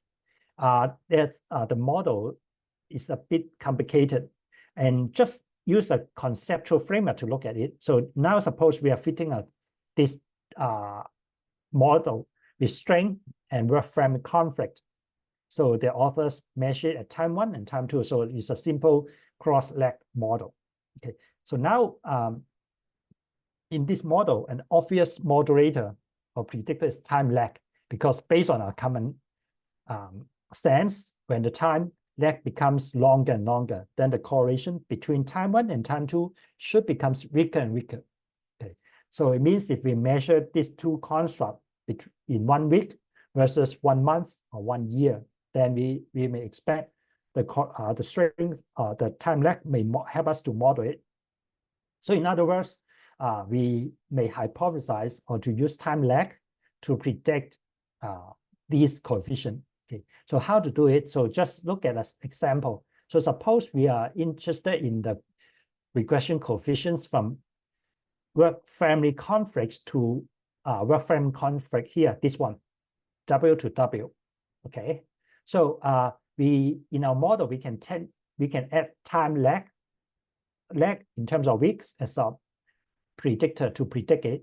Okay, so now we have a intercept here. The intercept represents when the lag is 0, then that's the value. And then this coefficient represents when the lag increases 1 week. What's the expected increase on the outcome? Okay, so in other words, when we are using the one-stage MASEM, we are trying to use the moderator to add into these coefficients. So in principle, we can use it to predict the regression, the path coefficients, the correlation here, and then the residual coefficient there. Okay. But I think in practice, we are usually more interested in predicting the slopes, the path coefficients here instead of the correlations. But it won't stop you to do it. But again, just bear in mind, if you add more and more moderators here, then it means we also need more data. Okay, so we have basically covered the essential ideas. So the next part, we are trying to do some analysis, but I think we will stop here for a while. First, for some questions to see if you have anything you would like to ask regarding the ideas. Secondly, I think we also need a break because I think our attention cannot spend 3 hours. Okay, so first thing first, questions regarding what SEM is, how to use it, what are the basic ideas. So there are a few questions from the chat. The Okay. first question comes from Jessica, Okay, who thanks. asks if there's a minimum number of studies to be used for meta-analytic SEM. Oh, thanks. That's something I think you can predict what the answer would be. Unfortunately, there's no simple answer. Even in even in a single SEM, so we can come up with a definite answer first. In meta-analysis, if we have one effect for simple, let's say, if we do a meta-analysis on correlation coefficients, we can't come up with a simple answer. By the way, in meta-analysis, we can. Okay, so for example, in theory, the minimum number of studies for simple meta-analysis is 2 studies. By using 2 studies, it's always better than 1 study. Okay, but of course, if we only use 2 studies, then the estimated heterogeneity, the tau square, would be terrible. So it's basically useless. Okay, but the average is still okay. It's still better than 1 study. So in meta-analysis, we get some sense. We have some ideas. Okay, and but when we increase the number of effect sizes, in our examples, when we have 5 variables, you can consider this as a multivariate meta-analysis with 10 effect sizes. Okay, so in biomedical research or in other areas of meta-analysis, they will never try any meta-analysis with 10 effect sizes. As far as I know, usually they're talking about 2 effect sizes or 3 effect sizes.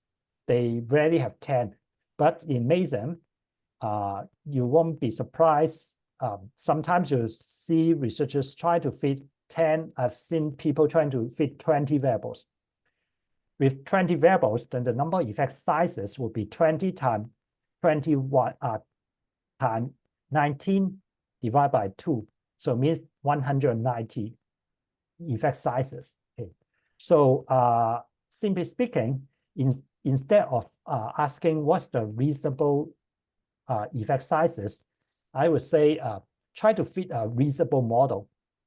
Okay, so they are small enough to address your research question, and there are enough studies. Okay, so I think that's probably my answer. Another answer or other suggestion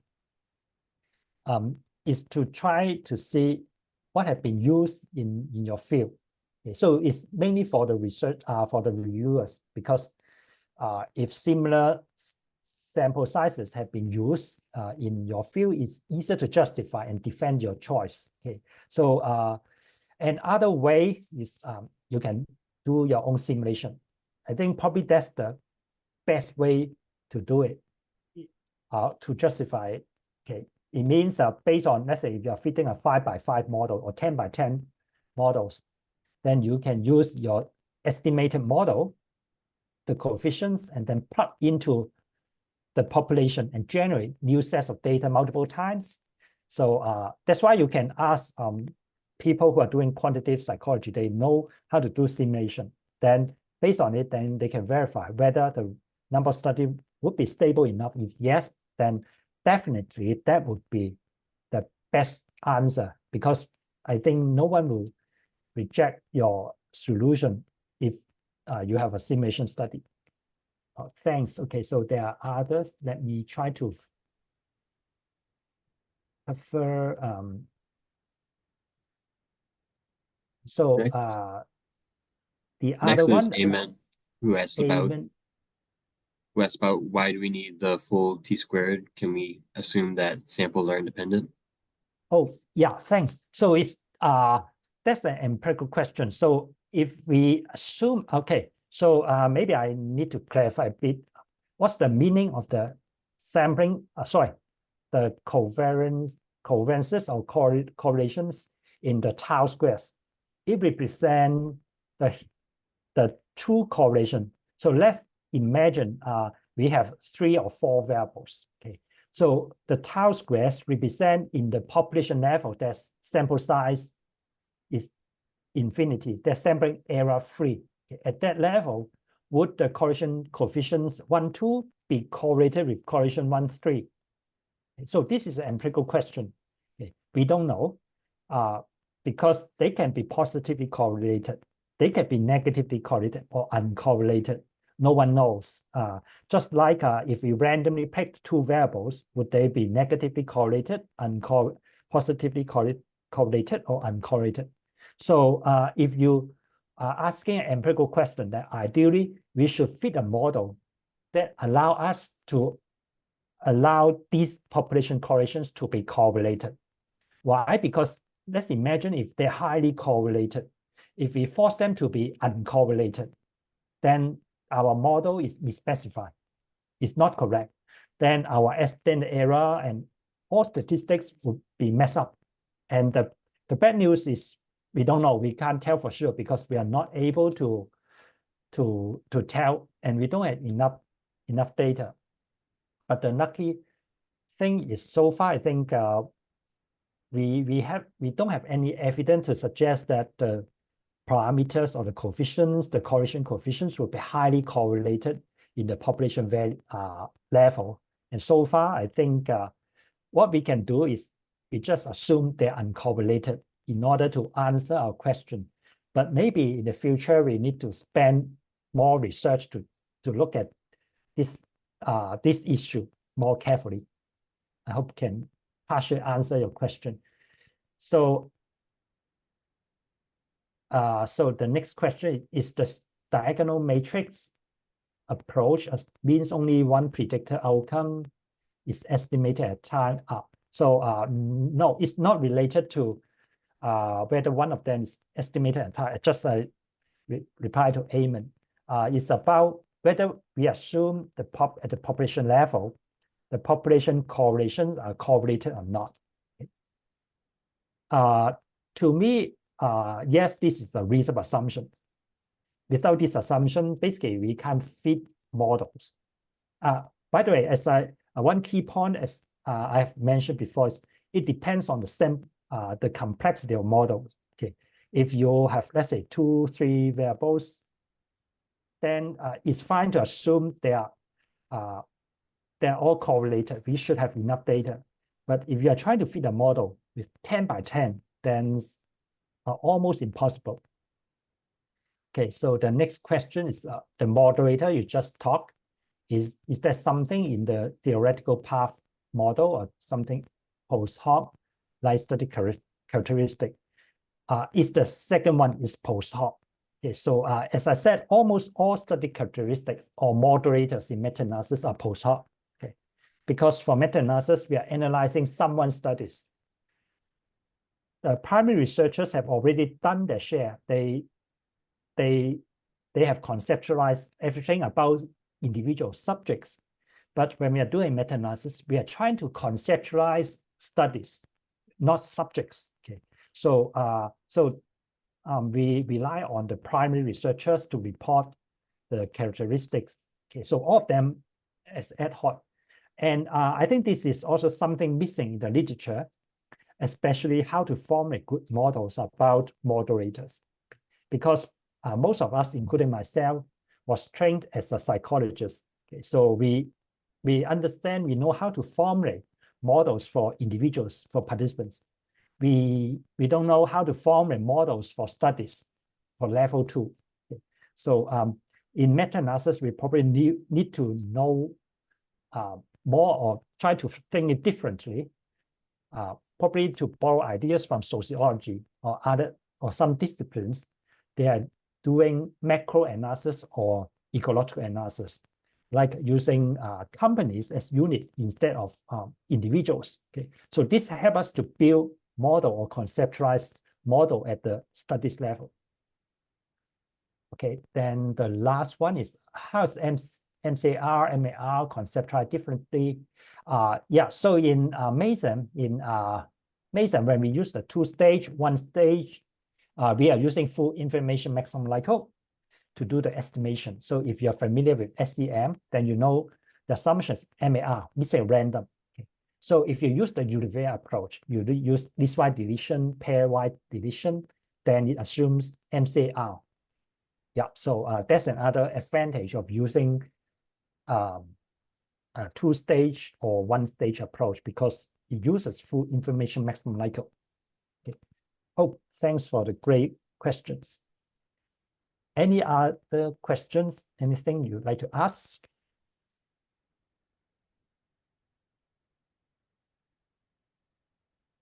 Okay, since let me check, since then new.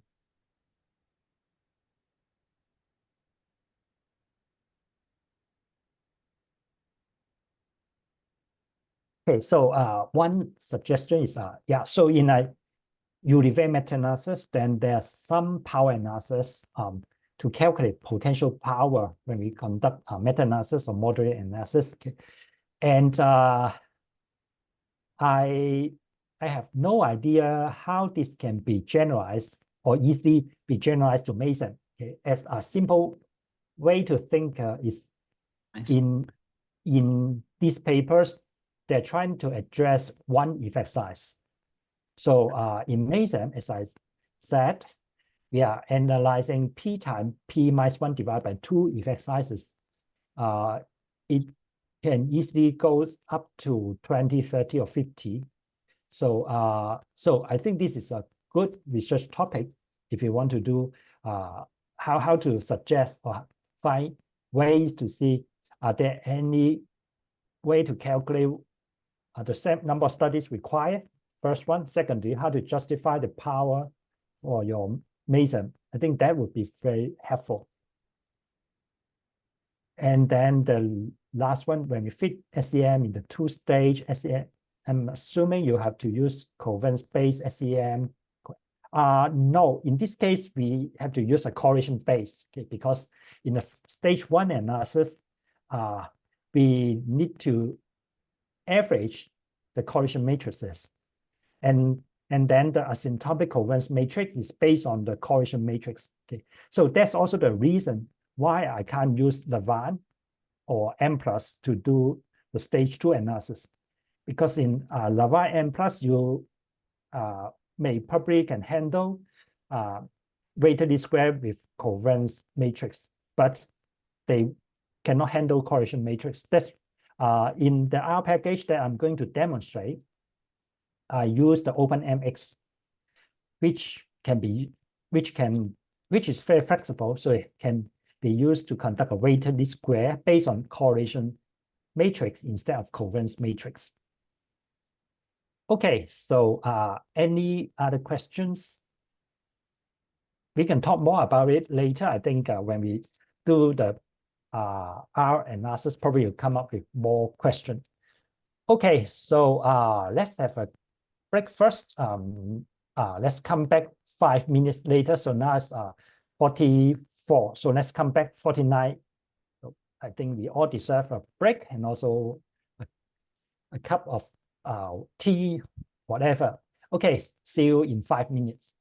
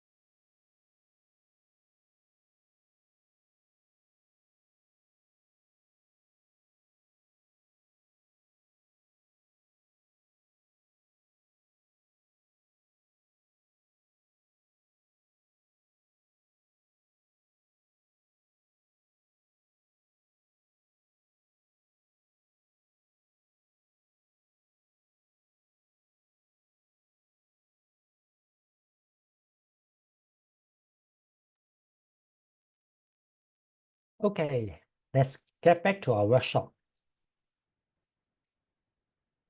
Okay, so I prepared several examples. I think the best way to demonstrate or illustrate the idea of MASEM is try to do some analysis and in R, and then probably after that, we get better ideas. And the first example is a 5-factor model. So this one was in the original, so it's a what we call big 5 model or 5-factor models. So in the original conceptualizations, there are 5 unique or independent factors. So they are agreeableness, conscientiousness, emotional stability, extroversion, and intellect. Usually researchers conceptualize these variables independent, and but some researchers propose what we call something similar to higher order factor. For example, Dickman in his paper, he hypothesized that the first 3, agreeableness, conscientiousness, emotional stability, would be grouped together under alpha factor. And then the other 2, extroversion and intellect, would be grouped under beta. And these 2 factors would be independent. Okay.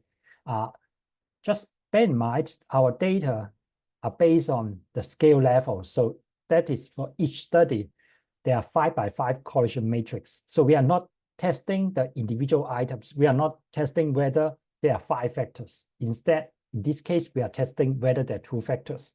Okay. And Dickman reported 14 correlation matrices and in his paper, so very convenient, and then use this data set for illustration. Okay, so we can all go to the attached data set. Once you have unzipped it, you'll find there's additional Hunter 83. So if you have time, we'll also go through it. So this one will include more data later. So and also like to demonstrate different ways of preparing data. Okay, so the first way, the first part or the first approach is like this. So the first spreadsheet, we have study characteristics. Okay, just like a study, we have 14 studies. Their sample sizes. Okay, and then we have study characteristics. For example, in Dickman's paper, these studies were classified under children, adolescents, young adults, mature adults. Okay, and then these 14 studies in here, I use a spreadsheet. Okay, so so it's a 5x5 correlation matrix. In fact, you don't need to enter 5 of them. So usually you can just enter a lower triangle or upper triangle. Then in R, we can read it and make it a full matrix. Okay, so it's more convenient and easier than entering the full matrix. And a second thing you may need to consider is in these 14 studies, all of them are arranged in the same way, A, C, E, S, E, I. Okay, so it's good, especially when we read the data, because all of them would be arranged in this way. But it will be bad for people who need to enter the data, especially RA, research assistants. Okay, because in the original studies, they may not be arranged in this order. They may be in C, A, E, E, S, or something else. So if you ask them to mentally rearrange the data and enter it, then I'm sure the error rate could be very high. Okay, so instead, probably the best way is just to arrange it according to your data structure. Publish the articles. Okay, so if they are in a different ways, then just let them in that way. Okay. But when you read the after reading the data, then you may need to learn some code to rearrange the data to arrange it this way. So for this one, it's quite easy because they're all complete and then arranged like this. Okay, so 14 studies. Okay, in fact, in these 14 studies, I originally had the data set prepared in R, and then I wrote it back into Excel. So I did the reverse ways. But the key idea is the same. The first spreadsheet, it may include study characteristics, and then started from the second one, then we can include correlation matrices. Okay. Another way I've also tried is it includes the full one, and if they are missing data, then you can just leave them blank. Okay. Okay, then we can read it into R. Okay, so probably my suggestion is something like this. Okay, so we can skip the upper triangle. We can drop it because it doesn't make sense to enter it twice. Okay. Okay, so we can just use the lower triangle. Okay, and then when they are missing data, we can just skip them. Okay, and then after reading this into data set, then essentially it is a matrix, 5x5 matrix with missing values. Okay, and then we can just flip it to fill the upper triangle to make it a full matrix. Okay, so so this is the first data set.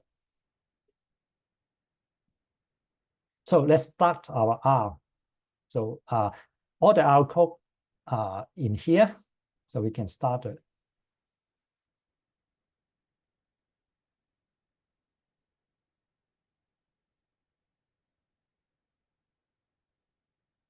Okay, so after introducing this one, okay, so I've also illustrated the format, something like this. Then now we can use R to read it. So first of all, we can load the library. Okay, and after loading the library, there's some messages. If you have time, you can check it. Okay, and we can also read Excel. So another library. So the file is in Digman 97. Okay, and first we read the study characteristic. Okay, the info, the first. Then it includes the study names, the sample sizes, and then the cluster. Okay, then we can show a few cases here to check whether they're correct. Okay. So now the next part is we need to read the 14 studies, study 1 to study 14. So in my data spreadsheet is study space 1, study space 2. Okay, and probably you know R is case sensitive. Okay, so it means in your Excel, if you use small s instead of the capital S, then you'll return an error. Okay, and this step it also means you need to check the names very carefully, because in Excel there may be additional space, or sometimes we call it white space. Okay, so it includes space, enter, tab, or some special characters.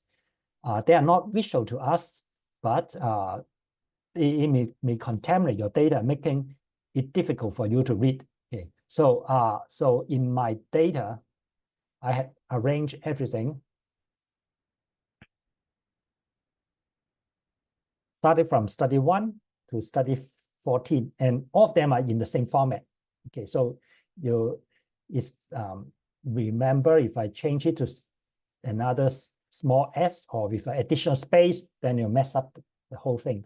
Okay, so usually when we are reading data, is make sure that you tell your research assistant how to prepare the data in order to minimize of these errors. Okay, so now we can use a loop. I create an empty list, meaning nothing, to store the data. Then I read it. So these few lines, I use a loop to read the first spreadsheet. Then I only have the column names, then also edit the row names, and then also copy this matrix into the the empty list. So now it's not empty anymore. It's already done Okay, so it's quite easy in this case, but it's still something missing. For example, I would like to add, instead of using 1, 2, 3, it's better to add the label, the study label, to make it easier for me to read it.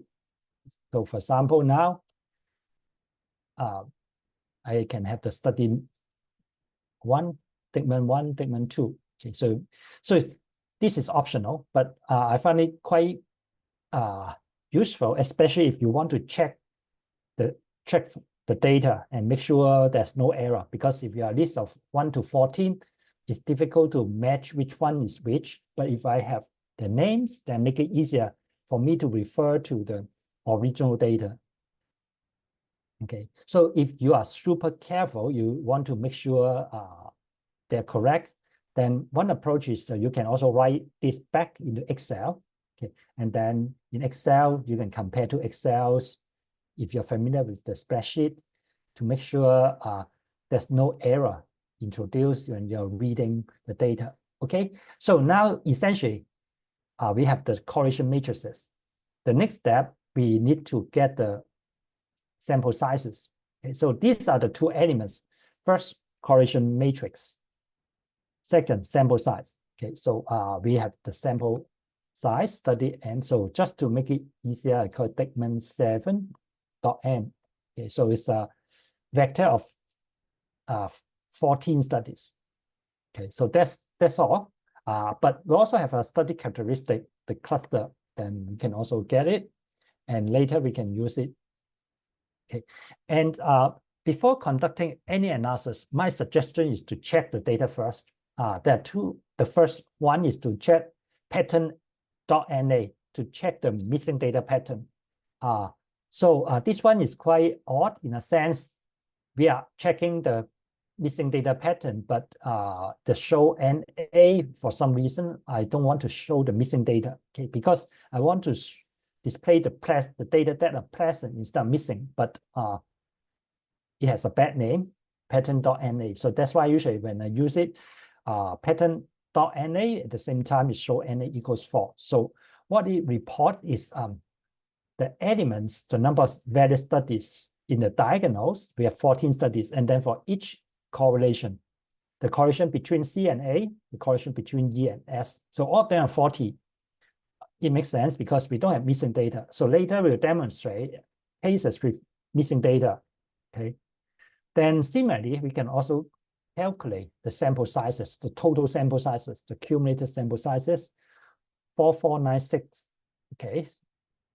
Since there's no missing data, so it means for the first correlation coefficient, correlation CA, there's close to 4,000 data points is the same for all. Okay, so these two come especially the first one is quite crucial. Okay, as we're going to discuss the tips and tricks later and try to avoid problems. This one, I would say when someone send me question or post a question to forum and ask me for help when they're doing MASEM, then the first thing I would do is to apply this command to check the sample size, the number of valid number of studies.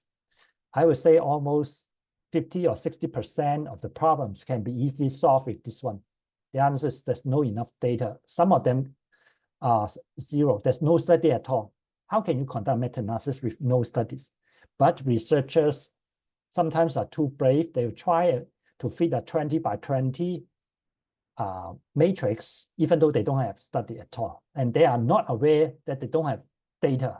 So if you can't remember anything, please remember this one, pattern.na.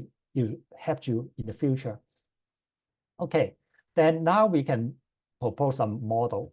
Okay, so then in this model, we can use a Lavant syntax.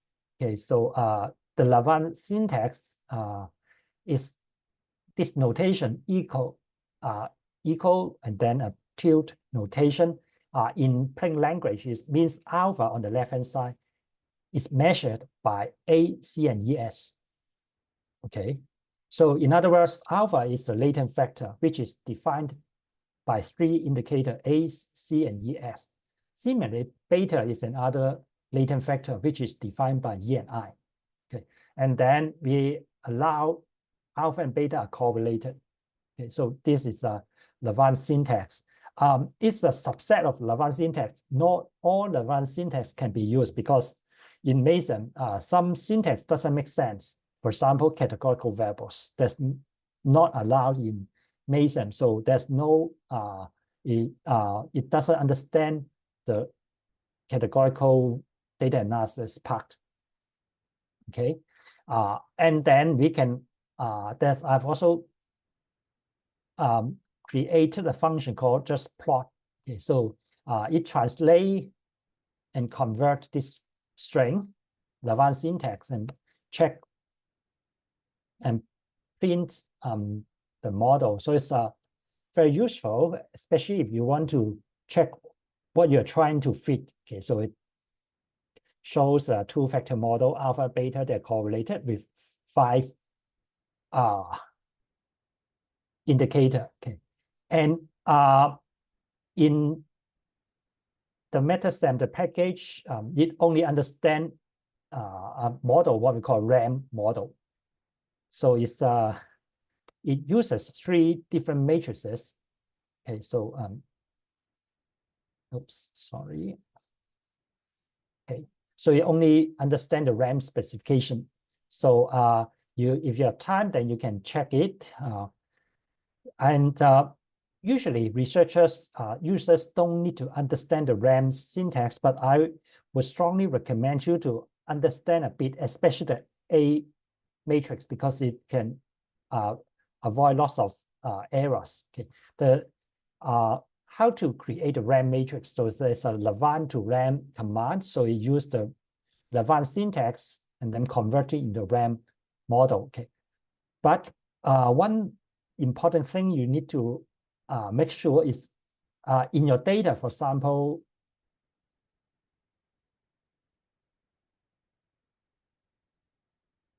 in our data, it is arranged as A, C, E, S, E, I in this order.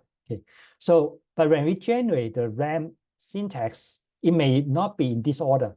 So that's why it is important to specify the observed variables argument to make sure that the generated syntax, the model, is exactly the same as this one.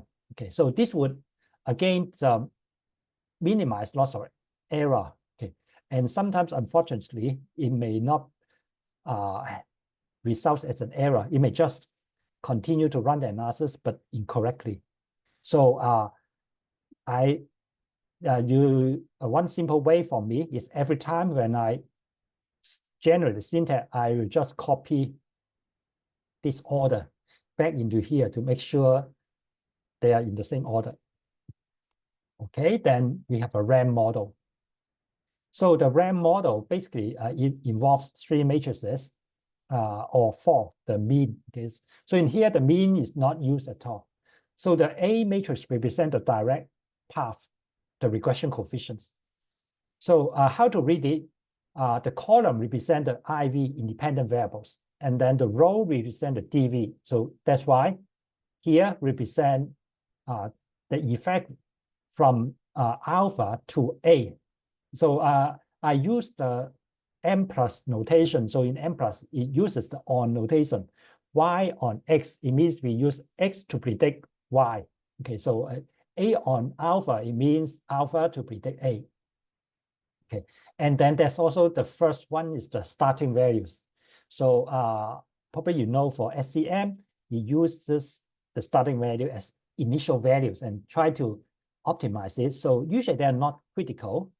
So just some arbitrary values. So all of these represent the factor loadings and regression coefficient, the A matrix. Then the S matrix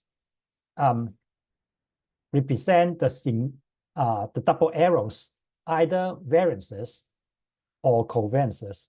So we have variances. Okay, and in since we are analyzing correlation matrices, usually these diagonals will be constrained at 1 later.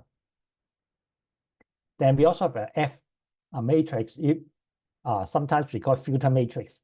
It tries to filter out the observed variables or to remove the latent variables. So in here, when there's a 1 in the row, then it means they're observed. So we only have A, C, E, S, E, and I. These are observed variables. And then we don't have rows for alpha and beta because they are latent variables. Okay. Then the mean, we ignore it. Okay. So this is the step to specify model. So now let's try our first analysis. Let's try our fixed effects model. So we have the data correlation matrices, and then we have the sample sizes. Then we use the two-stage SEM, the first stage, and then we specify the method. The method, if you check the menu, the method is either the fixed effects and random effect model, and by default, it uses the random effects model. Okay, so we try the fixed effects model first. Okay, so it takes seconds. Okay, then we can get the summary.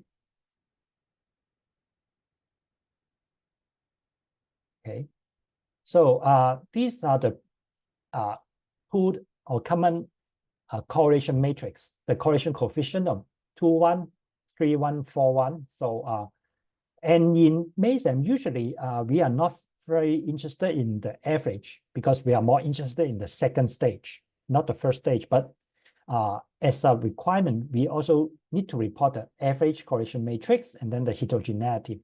In this one, we are using a fixed effects model. So it has a standard, let's say, chi-square test. So this model, the chi-square statistic, this is the homogeneity test to test whether the correlation matrices are homogeneous.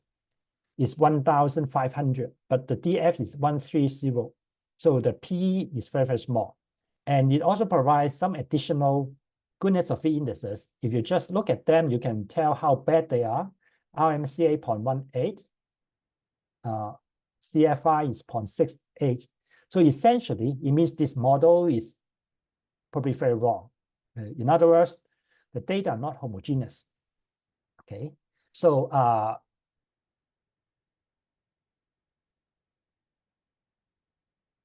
so in the fixed effects model, when we can report the chi-square statistics. This is a homogeneity test. And then in here, just demonstrate the procedures. In fact, I think for this step, what we only need to report is probably the homogeneity test, suggesting and which indicates the data are not homogeneous at all. And then we can move to the random effects model. But as a demonstration, let's continue to fit the stage 2 analysis. And later you will see, regardless of whether we are using a fixed effects model or random effects model, the stage 2 analysis is essentially exactly the same. So we are using two-stage SEM2, the function. Then we use the value from the stage 1, and then we specify the RAM, the model. That's it, just 2 lines, 1 line, okay? Then we can get the summary. Then it provides standard outputs, the coefficient. If you remember, this is the first factor loading, alpha, the first 3, and then beta. Okay, and all of them are quite large, 0.5, 0.7, and then the factor correlation is 0.36. And if you look at the, we have a z-test on the lower bound, upper bound p-values, and then surprisingly, not surprising to me, the model fit looks good or reasonable. Okay, and one thing, so the chi-square is bad. Okay, but the goodness of fit indices is quite okay. 0.08, 0.05. The CFI is 0.9 something. But one thing you may wonder, in the first stage analysis, the model was very bad. If you remember, the chi-square was 1,005, okay, comparing to a DF 130, and then RMC and all the others are very bad, indicating the homogeneity test should be rejected. But how come when we fit the stage 2 analysis based on the fixed effects model, the model fit looks good. Okay, so the main reason is when we fit the second stage, it only uses the average. So it ignores how the averages come from. Okay, so that's why when the first stage analysis, the homogeneity set is rejected, or we observe there's a large degree of heterogeneity, we shouldn't go to the second stage with the fixed effects model, because the results here are misleading. These results are based on the average of fixed effects model, which is misleading. Okay, so then let's see what approaches or what else can we do. So the first approach we may consider sometimes, but not very often, is conduct a subgroup analysis. By using a subgroup analysis, it means we have some study characteristics. In this case, we have one adolescent, 4 children, 6 mature adults, and 3 young adults. Okay, so we have 4 levels. Okay, but it's too many. Okay, so we may regroup them into younger participants versus older participants, because as you can see, if we only have one studies, then basically we can fit it, but it's not very good. Okay, so it makes more sense to regroup the data. So that's the job of the researchers who conceptualize the results. So we use a if else. So basically now the sample represent the older participants and younger participants. They're more or less similar in terms of number of studies. Okay, so we can use the first stage 1. So this is still a fixed effects model, but now we are conducting a multiple group analysis. So it is similar to 2-group analysis in SEM. We classified the studies into 2 groups and run 2 separate analyses. Okay. So in the output, it also provides output on 2 clusters. First one is older participants, 1 model. The second is younger participant. Okay, and then in the stage 2 analysis, we can use the same output from stage 1 and fit it. So essentially, it will automatically figure out whether you're fitting a fixed effects model, random effects model, or a fixed effects model with cluster. Then in the output, it also provides 2 sets of output, one for the older participant, the SEM, okay, and then one for the younger participant. And here I also demonstrate the output. Let's say, suppose if you want to plot 2 models, one for older participants, one for younger participants. But before jumping to the interpretations, probably we need to mention about something. The first study, the first one, the older participants seems okay, is sensible. But for the younger participants, if you are careful, you may notice there's what we call an Haywood case or improper solution. So the factor loading is 3.28. So what does it mean? We are using a correlation matrix. So it means if the factor loading is 1, that means when the latent variable increases 1 unit, 1 standard deviation, the observed variable increases 3.28 unit, which is not possible. In other words, the error variances must be negative in order to counterbalance the effect. Okay. So simply speaking, it means these results are not acceptable. Most likely the model is misspecified in this case, or due to bad data, we don't know. So in other words, just here to demonstrate, we can try the multiple group analysis, the so-called subgroup analysis, but in most cases, I won't use it. I would prefer to use a random effects model. Yes, Austin, do you have a question? We have a question from the chat. Doug asks, Oh. do we need to worry about non-normality, e.g. using a robust maximum likelihood estimator? Thanks for the great question. I think in data analysis, let's say in SAM, if we have any worry about let's say whether the data are normally distributed, then we may use a robust estimation. Unfortunately, we are now doing meta-analysis. In other words, we don't have raw data. Okay, so it means we have to assume the data are multivariate normal in the primary studies, and we can't easily adjust it at the level 2. Okay, so I think I also like to see some studies, because I think for this workshop, many of the participants are quantitative researchers. Okay, so in theory, we can apply some robust estimation in MASEM. Okay, so it means we are trying to address the robustness at the level 2, whether the sample, the correlations are normally distributed or not. Okay, so but that's a research question. The simple answer is when we are doing meta-analysis, we don't have primary data, then we have to assume the primary data, the subjects are normally distributed.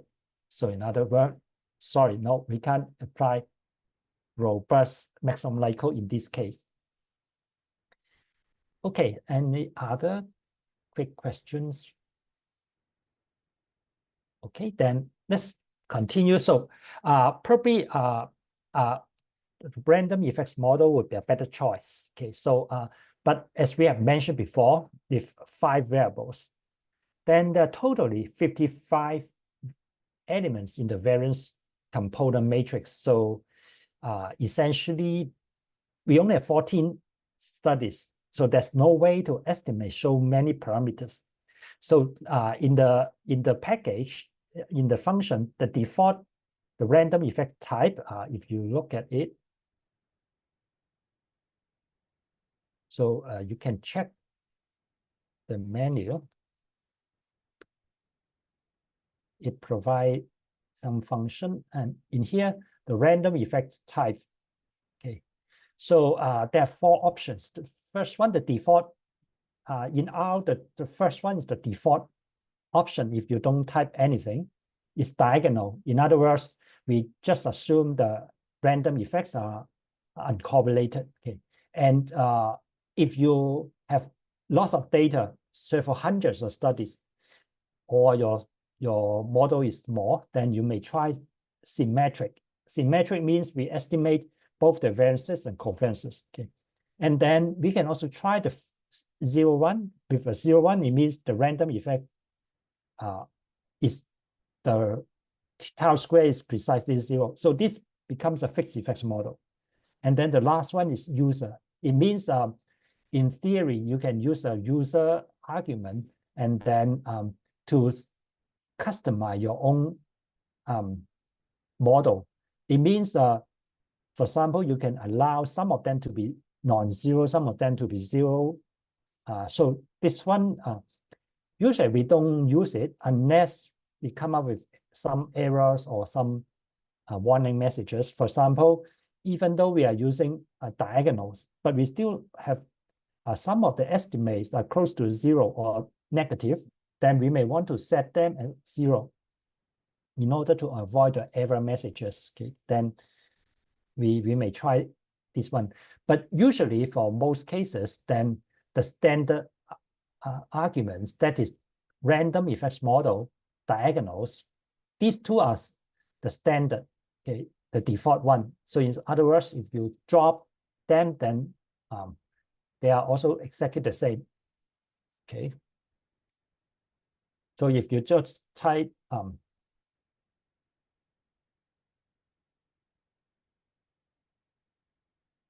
if you don't type anything, you don't specify the method, then by default it's random effects model. If you don't specify the random effects type, it's diagonal, then it's also fine.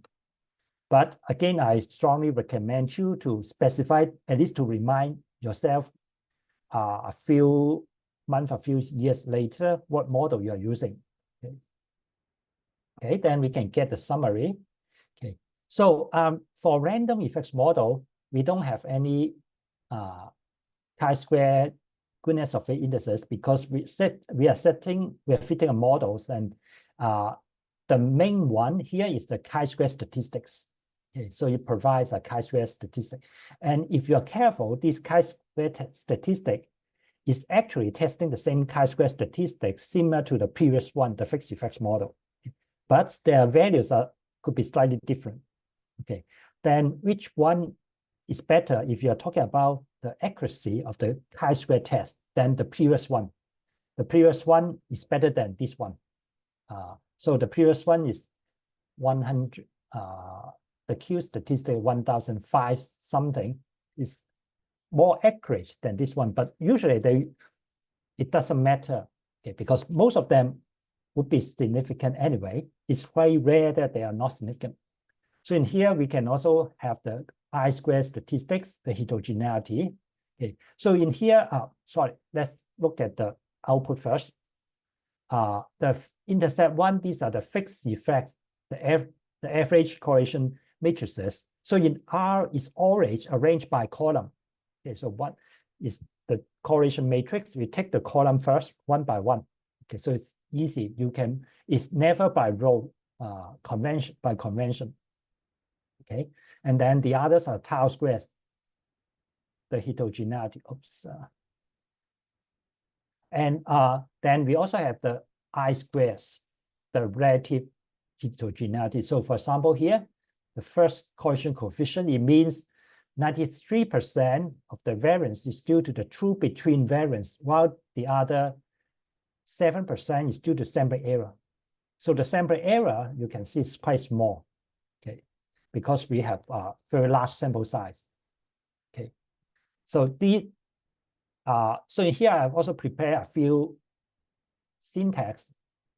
So in case if you, let's say, in your report, we also need to report the average correlation matrix, then we can use these few lines to extract the average correlation matrix and then put them in a nice format. Then the next step is we can fit the random effects model, the stage 2. Okay, so usually if for the analysis, usually the stage 1 takes much longer than the stage 2, because in the stage 2 analysis, it uses weighted least square with one single correlation matrix. So it's very fast, regardless of how big the model is. But for the stage 1 analysis, the computational time is proportional to the number of effect sizes. So it means if you have 5 variables, it takes X time. When you have 10 variables, it's not 2 times X. It's basically a function of the multiplier of the number of elements here. So if you are fitting a model with 10, 20 variables, for 20, I think I've heard some researchers have tried days. It's not even converging. Okay, and then when I check the data, well, using the one I've mentioned, the pattern NA, it simply means that when I check it, some of them there's no data at all. So it means the computer just wasting the time trying to find a solution when there's not enough data. And even nowadays, unfortunately, the computer programs may not be smart enough. Maybe I should add this automatically to check if there are 0 data, then it just stops because it's just wasting the time. Okay, so so this is let's look at the we can also plot it. So this is also I think it will be too clear, because previously I have 2.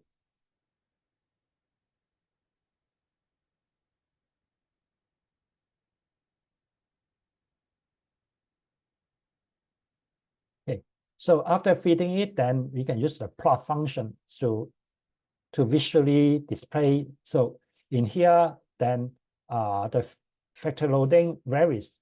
So this is based on a random effects model. So essentially, the results are correct, 0.57, 0.59, and then the correlation is 0.38. So it's quite huge in some sense. Then there are error variances.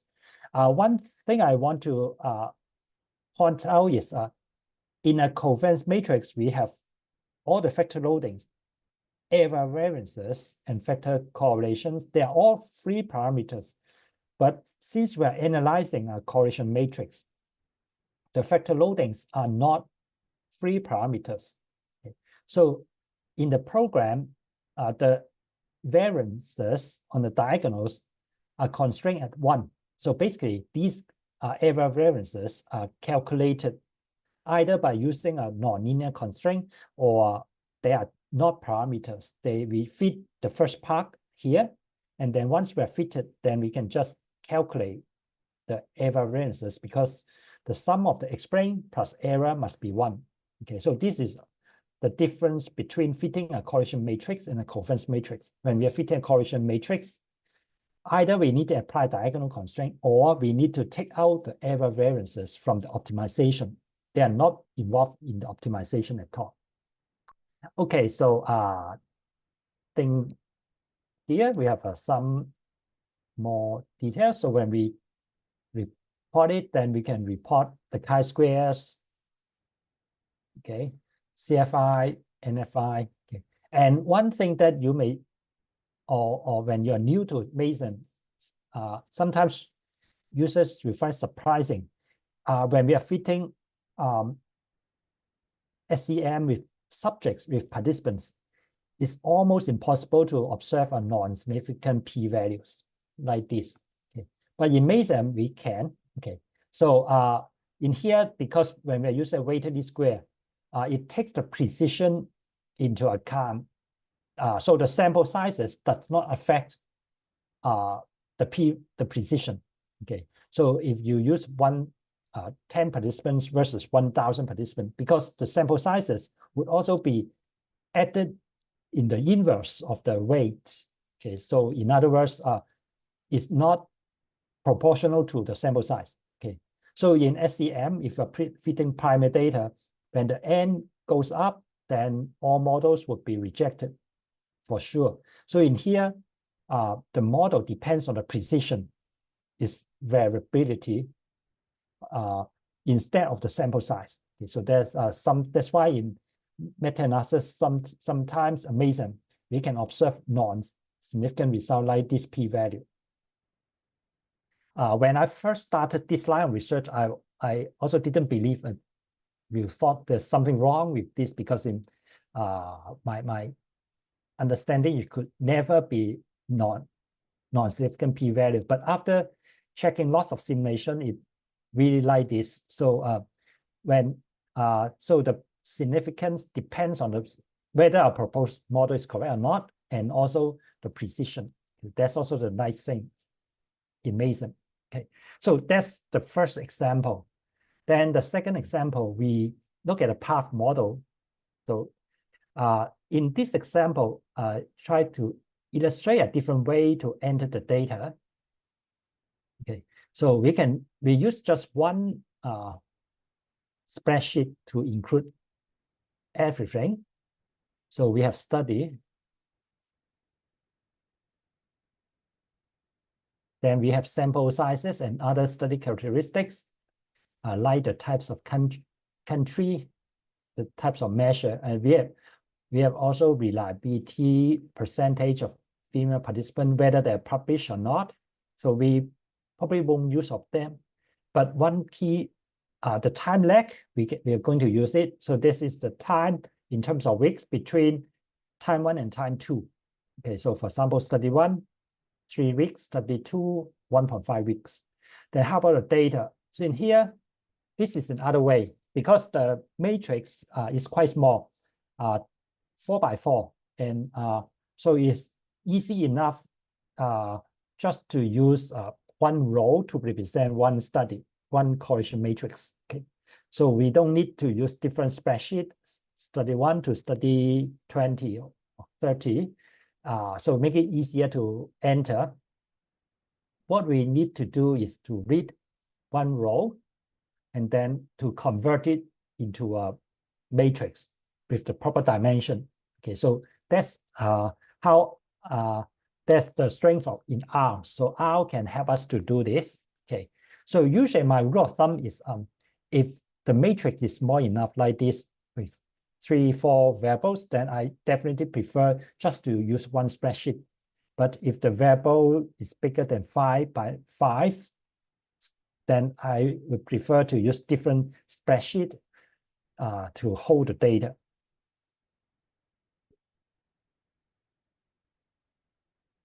Okay, so this is a model. Okay, it's look at work and string W and S at time 1 and time 2. Okay, so this is a just identified model. Degree of freedom is 0. Okay, so it includes all paths. So at time 1, this is the correlation between W1 and S1. At time 2, this is the correlation between their residuals. And then we have the cross leg, and then with the same variables. Okay. Okay, so let's try to read it. Let's so that we get some sense. Okay. So it's easy because it's from this just one spreadsheet, table A1. So the DEF, the data frame, includes 32 rows with variables. So these are the data started from here, W1, S1, S1, W2. Okay, then the next step is we define how our correlation matrix looks like. So we specify this way. So it's up to you. So make it so it makes sense just to these are time 1, time 2. So make it easier. W1, S1, W2, S2. So we define how it looks like. Then we split the data because if you look at it, one row represents one study. So this is the part that you need to learn some R languages. So in R, we have split by the rows. So if you check the list, it has 32 rows. So for example, 32 rows, each of them, this is what we call it a list. So it's a data frame.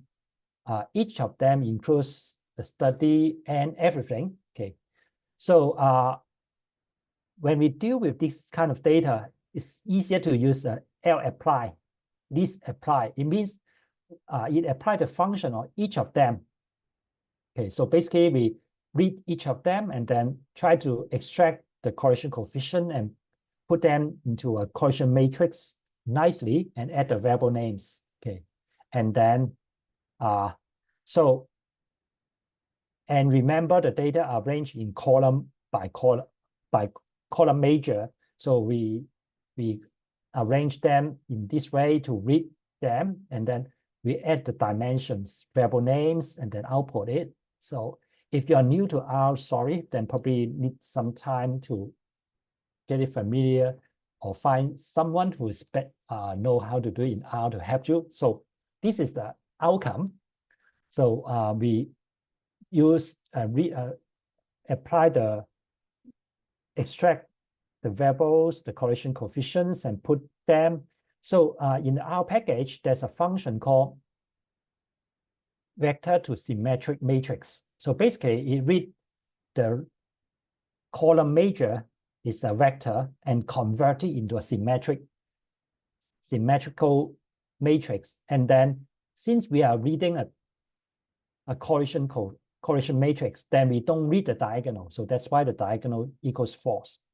If you're reading a covariance matrix, and then the diagonal must be true to include the diagonal. So for correlation matrix, the diagonal is false. Okay, then again, it's better to add the study name. Okay, so now we have a nice data like this. So each studies include the correlation matrix and then the study name. So we can read it and compare it easily. Okay, so and then we can also check the sample sizes in our data. Okay, then now how about the pattern? So again, all of them are complete. There's no missing data, 32. So it's quite nice. There's no missing data. How about the sample sizes? totally 12,000. Okay, so again, a decent sample sizes. Okay, so we can quickly go to the fixed effects model. This one, we can just check the chi-square test, the homogeneity test is significant. And also if we check the RNCA, it's quite bad, but the CFA is okay, 0.92 or marginally, I would say. Okay, but based on this, we should still try a random effects model because, as I have mentioned, we should start with a random effects model nowadays as default in order to generalize our results beyond the studies included. So we try a random effects model. Okay, so we get a homogeneity index, the I-squares still pretty high. By the way, based on my own experience, if you conduct MASEM or other SCM, the I-square usually is at least 0.7. It's quite uncommon to observe 0.5, 0.6, sometimes even 0.8, 0.9. It's because the sample size is quite huge. Okay, so we have the average correlation matrices and then the tau square, the heterogeneity. Okay, so we can also have some nice, for example, to convert it into a matrix for reporting. Okay, so we can get the average correlation matrices. Okay, then the next step is more interesting, is how to fit the model. Okay, because now after fitting the random effects model, we have the average correlation matrix, and then for this model, we are using time 1 to predict time 2. Okay, so the time 2 W2, we are using W1 and S1. And in here, I illustrate another approach is in the first, if you remember the big five, the 5-factor model, we didn't specify any parameter labels. But here we can specify a label. Usually I find it easier to read based on your own label. For example, I use W2W to S2W to indicate the effect from which IV to DV. So it's up to you. So and then the correlation between time 1 S1 to W1 is the W1 with S1. So I think in M+, it uses this notation with to represent correlations or covariance. The correlation between the residual W2 to S1. Okay, and since we are analyzing correlation matrices, the IV, the predictors, S1 and W1 must be 1. The variances should be fixed as 1. Okay, so so to be safe, I will fix them here to remind myself. Okay, so this is the model we are fitting. I call it model 1. Okay, and usually I also like to draw the figures to make it at least in the report, so that for myself, for reference. Okay, and then I can convert it into RAM model. So I can quickly check the effect from W1 to W2, W2W. So correct, it's not reversing. W1 to S2, S1 to W2. Okay, and then in here, I correlate the correlation between W1 and S1, and then W2 and S2, and all variables are observed. Okay, now we can fit the stage 2 analysis.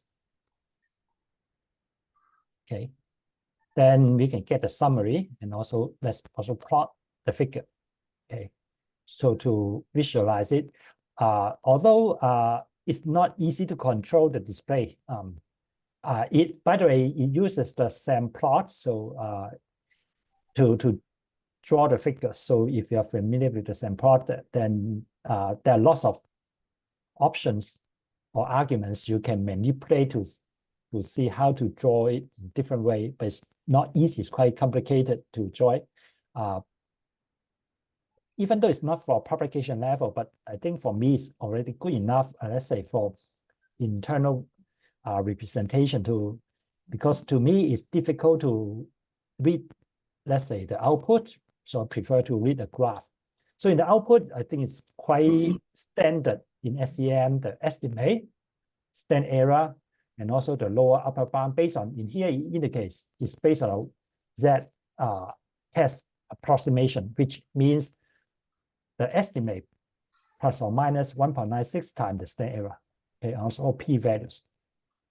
Okay, so then we can make it slightly more complicated. Okay, so in SEM, one strength is we are able to test different constraints. For example, based on this, it's quite surprising to see the path here is about 0.08, 0.09, the cross path. But for the same path, 0.57, 0.59. Okay, so suppose if we want to test whether by imposing a constraint, these two paths, and then this one and the other one, okay, then we can use a 2 degree of freedom to test whether by imposing the constraints to test whether they're the same. And in the Lavant, we can easily label. Okay, so we label this as the same, meaning these two paths will be identical, diff and diff. Okay, so the other paths are the same. Okay, so we are using the same label. So we just repeat the same analysis. And then in the output, we have one common 0.58, 0.08. Okay, and we can use an ANOVA to test it because the model with the constraint and without the constraints are nested. Okay, so in here, the degree of freedom is 2. The chi-square is 0.22. The p-value is 0.9. Okay, in other words, we don't have enough evidence to reject these two constraints. They are too similar. Okay, and of course, we can also show the graph. Okay, 0.58, 0.58. Okay. Okay, so that's for the two stage. In our data, there's still quite a strong heterogeneity. Then we can use the one stage SEM to analyze it. So the one stage is slightly different from it. I can also see there's some question. Maybe let's try to clear the question before moving to the one stage. Okay, any questions? You can unmute and ask your question. So let's We have 3 questions in the chat. Yeah, so the first one is how do we conclude the study in example 1? You mean yeah, the 5-factor model. So based on the results, based on random effects model, the 5-factor model, sorry, the 2-factor model proposed by Dickman, since supported by the data, the 2-factor model fits the data quite good. The only thing that is different from Dickman was in Dickman, he proposed the 2 factors would be independent. In our example, it's about 0.3 something, and which is significant. So in other words, these 2 factors are still correlated. And the second question, another one is, what's the interpretation of correlation between S1 and W1? This is just a Pearson correlation. So S is the strength and W is work. So it means these 2 variables, the work conflict and the strength is positively correlated. And then at time 2, this is slightly different because in the time 2, this is the correlation between the 2 residuals. So it means after controlling the variable at time 1, then there's still unexplained correlation between it. And at time 2, they tend to be weaker, as illustrated here. At time 1, the correlation is 0.38. But in time 2, it drops to 0.17 because is smaller because part of the correlation has been explained by W1 and S1. So in general, the residuals, the correlation of the residual would be smaller than the correlation between the original variables. Okay, so I hope I have cleared these questions. Okay. And also one more question. Someone asked, uh, how do we identify the random effect type? And what if the assumptions considered are not the same for different studies under investigation? Okay, so let me see if it shows in my check. Okay, how do we identify random effects type? What's assumption?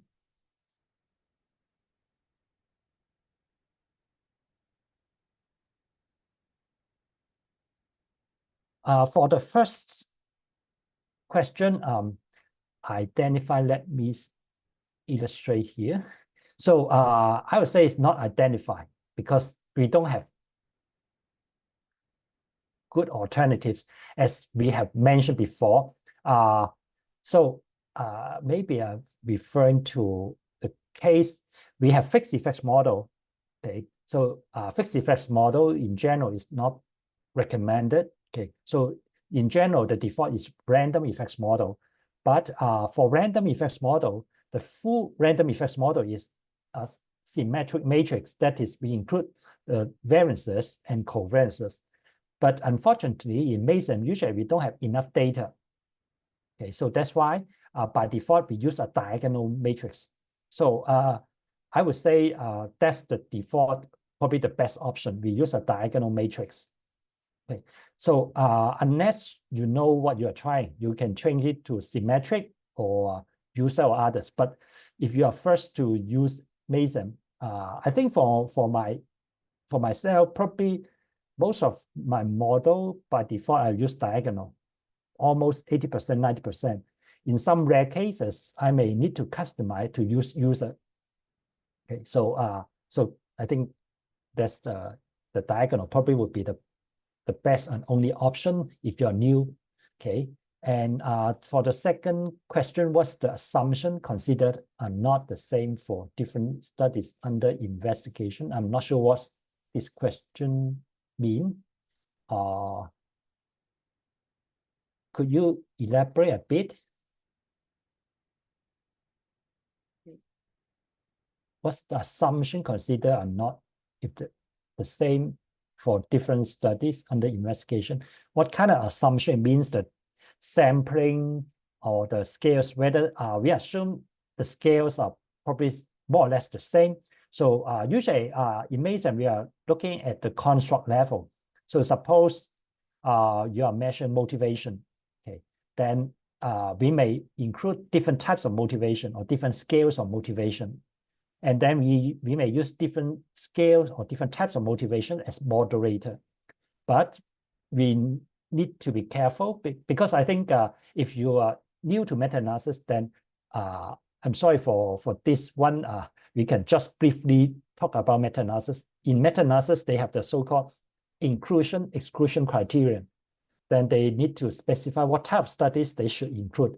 For example, only studies with manipulation or only observational studies without any intervention, manipulation.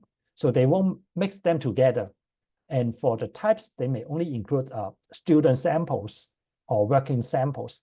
Then they may exclude other types. Okay, so that's included or listed under the inclusion-exclusion criterion.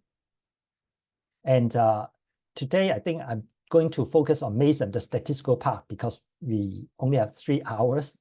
For workshop like meta-analysis, we still usually need 2-3 days to cover the ideas. How? Okay, so then the other question, on sampling, yeah. So that's listed. By the way, there's no right or wrong. So it's listed in the inclusion-exclusion criterion. So it's the researchers, when they do the systematic review, if you are brave enough, you may say, I include everything. And then this will leave to the reviewers, the editor, lots of open loops to criticize your work. So that's why in the inclusion exclusion criteria, they try to ensure they are combining, not combining apples with meat.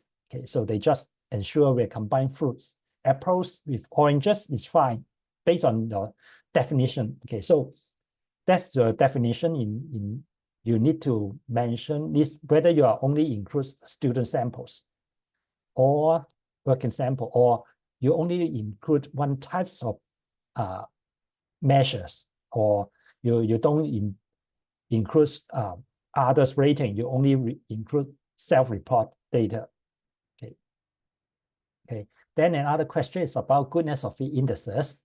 And the short answers is, so far, I think for most simulation studies, we mainly use chi-squares because chi-squares can inform us whether the statistical part is correct or not. Because we know chi-square, if the proposed model is correctly specified, then it follows a chi-square statistic. And unfortunately, we don't have too many studies about weight, let's say the other goodness of fit indices. But based on some studies, the goodness of fit indices also depends on the estimation method. So when we use weighted least square, the results would be slightly different. Okay. So so far, I think most researchers are just still rely on conventional cutoff based on SEM.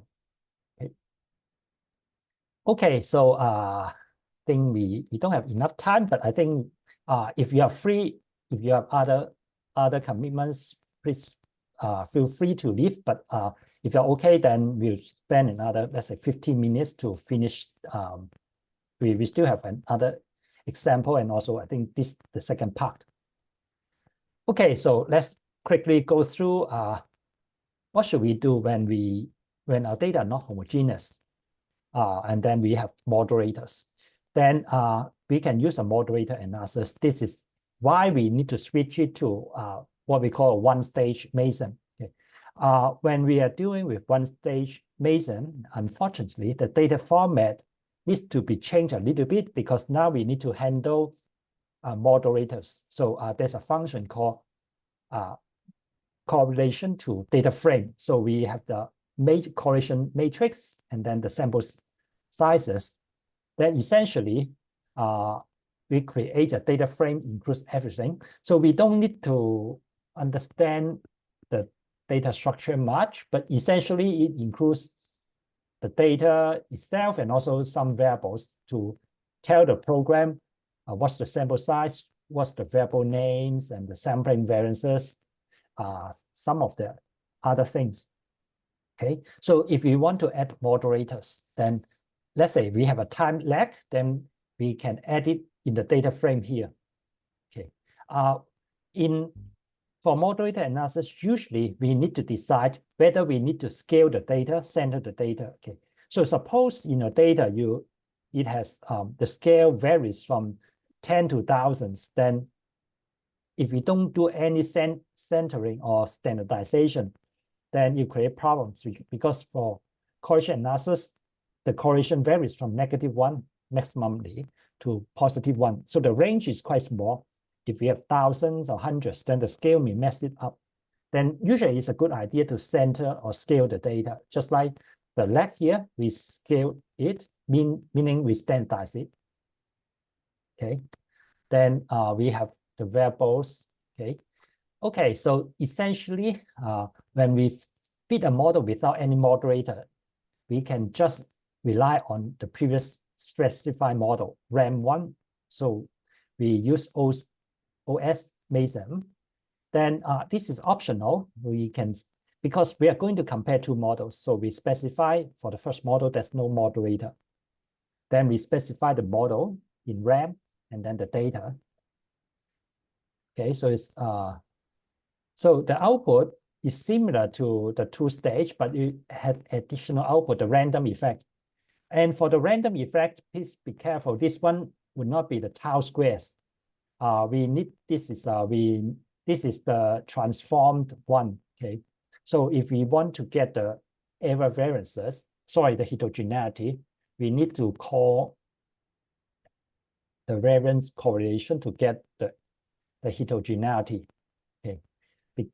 So but it also comes with the plot command to show similar output to plot.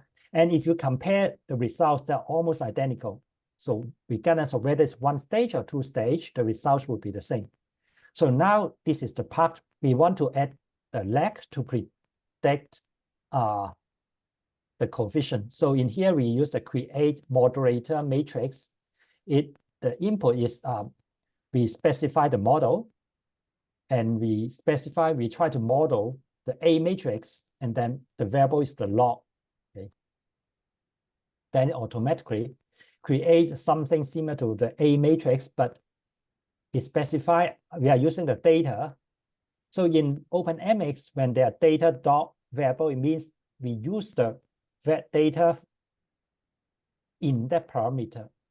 To model that parameter. Okay, so here we are using the data dot lag to model these four coefficients. Okay, then to rerun it again, we add the AX. So this one tells us we can add the A1 here. So we can use the time lag to predict the regression coefficients. Okay, so the output becomes quite messy now, because if you look at it, we just focus on the A matrix. It has something called A0 here. A0 represents the intercept when the time lag is 0. Okay, if you remember, we have standardized the data. So when the 0 point means the mean, the average. Okay, so in other words, how about if the time lag is the average in the data set? What would be the regression coefficient? W to W is 0.58. Okay, so the ones we are interested is the A1.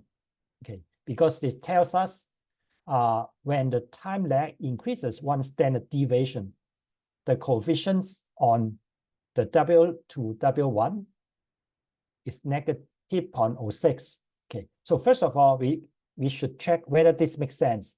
So when the time increases, the coefficients become smaller, weaker. It makes sense. It's consistent with our expectation. When the time lag between two variables becomes longer and longer, then the correlation becomes weaker and weaker. Okay, so that's good. Okay, so of them, these four are negative. Okay, A1 of them labeling A1. So we are looking at the A1 here. Okay, but before that, we need to check whether these four coefficients are statistically significant. So we compare a model without the moderator. We use ANOVA. So the chi-square is 4. This is also correct because we are testing four coefficients. The chi-square difference test is 23.5. And then the chi-square is very small, the p-value. So it's significant. So in other words, the data suggests not all, some of these coefficients are non-zero. Okay, so now the next step is to check which one is non-significant. So if you look at them, the rows 8 to 10, the p-values are larger than 0.05. Okay, 0.2, 0.9, and 0.1. Okay, so only one of them, this one, the p-value is very small, smaller than 0.05. Okay, and in other words, only this one is statistically significant. Only W to W. The others,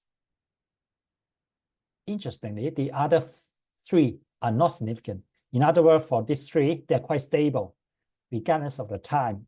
Okay, so they are more or less the same. But for W to W, for the work conflict, over time it becomes weaker and weaker. But for the other three, they're more or less the same. Okay.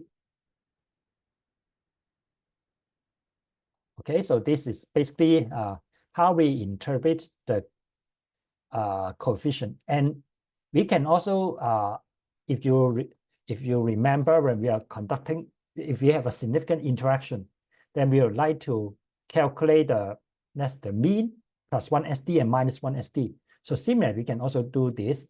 So in here, we can use the MX evaluate to calculate a specific value. So the W to W is the value because we have standardized the data, this is refers to mean value. And then this is the plus 1 SD because we have standardized the data plus this value. When it is 1, it means 1 SD. This is minus 1 SD. Okay. So now when in our report, we can interpret when the time lag is at its mean level, W to W is 0.57. But when it is plus 1 SD, then it is 0.51. It becomes weaker. If it is negative 1 SD, it becomes 0.54. So it becomes stronger. Okay. So this is a typical way when we interpret interaction term. Okay, so we have just introduced 2 examples. Then the last one, probably 10 minutes, then we can finish this one. This one is a mediation model. So in this data set, I'm going to illustrate some more advanced technique in MASEM. Okay, so some of the additional functions. And in this example, it also demonstrates one interesting application. I have also mentioned about in this example, there's no complete data. Okay, so it means there's no single, totally, the authors extracted 41 data set, but none of them has studied emotional intelligence, mindfulness, and gratitude, these 3 variables simultaneously. They only study 2 of them, either mindfulness and emotional intelligence, or the other 2. Okay, so this illustrates one powerful technique of MASEM when compared to individual meta-analysis. We are, from the researcher's perspective, we can formulate models that have never been tested in the individual studies, in the primary studies. Because in the primary studies, no one has tested this complete model or new model before. So they're only partially tested. Okay, but as I said before, there's also one limitation. The limitation, it may increase the heterogeneity, and sometimes it may not make sense. Okay, so for example, imagine a case if you are fitting a model that some of the data, let's say mindfulness and emotional intelligence, were taken from adults, working population. Okay, and then for the emotional intelligence, gratitude, were taken from, let's say, student samples or teenagers. Okay, and then mindfulness and gratitude were taken from some special population. Okay, for example, with learning difficulty. Okay, so now the combined model seems okay, but it's totally wrong, or it could be wrong because we are combining things from different samples. They may be totally different. Okay, so that's the one potential risk when we are doing this kind of models when there's no complete data, because we are like fitting a puzzle, and the puzzles are from different populations, and even we can fit them into something, then that could be misleading. Okay, so there are limitations, but there's also a potential strength because we don't need primary studies. We as researchers, we can formulate some models that have never been tested before. And we can do it the other way. For example, we can first test this model, okay? And if it seems reasonable, supported by the data, then we can carry out primary studies to retest it. Okay, so that's a different way to approach the research question. So in here, we have 41 samples, okay? And this data set, so I just use it in SAV, SPSS. So I cannot, so I have, so it's a SPSS data set, okay, and then the variables are in a different formats. So this is similar to use this column to indicate the type of variables, 1, 2, 3, whether it's one of these 3 variables, the other type, okay, and then mindfulness scales, okay. So and then it also has the age, proportion of female participants, and then the sample, and let's see where's the correlate, the effect size, the correlation coefficient here. Okay, so this is another arrangement. Personally, I don't like this because I need to do lots of work. So what it means is to read this type of variables, it need to indicate which type, these two variables, to indicate whether it's measuring whether it's measuring we have 3 cells in this correlation. So whether it's the first correlation, the second correlation, or the third. Okay. So let's look at the data here. So we use the foreign package to read SPSS data, and then to convert it into data frame. As usual, it provides a warning, but it's perfectly fine. Okay, so it's a data set like this.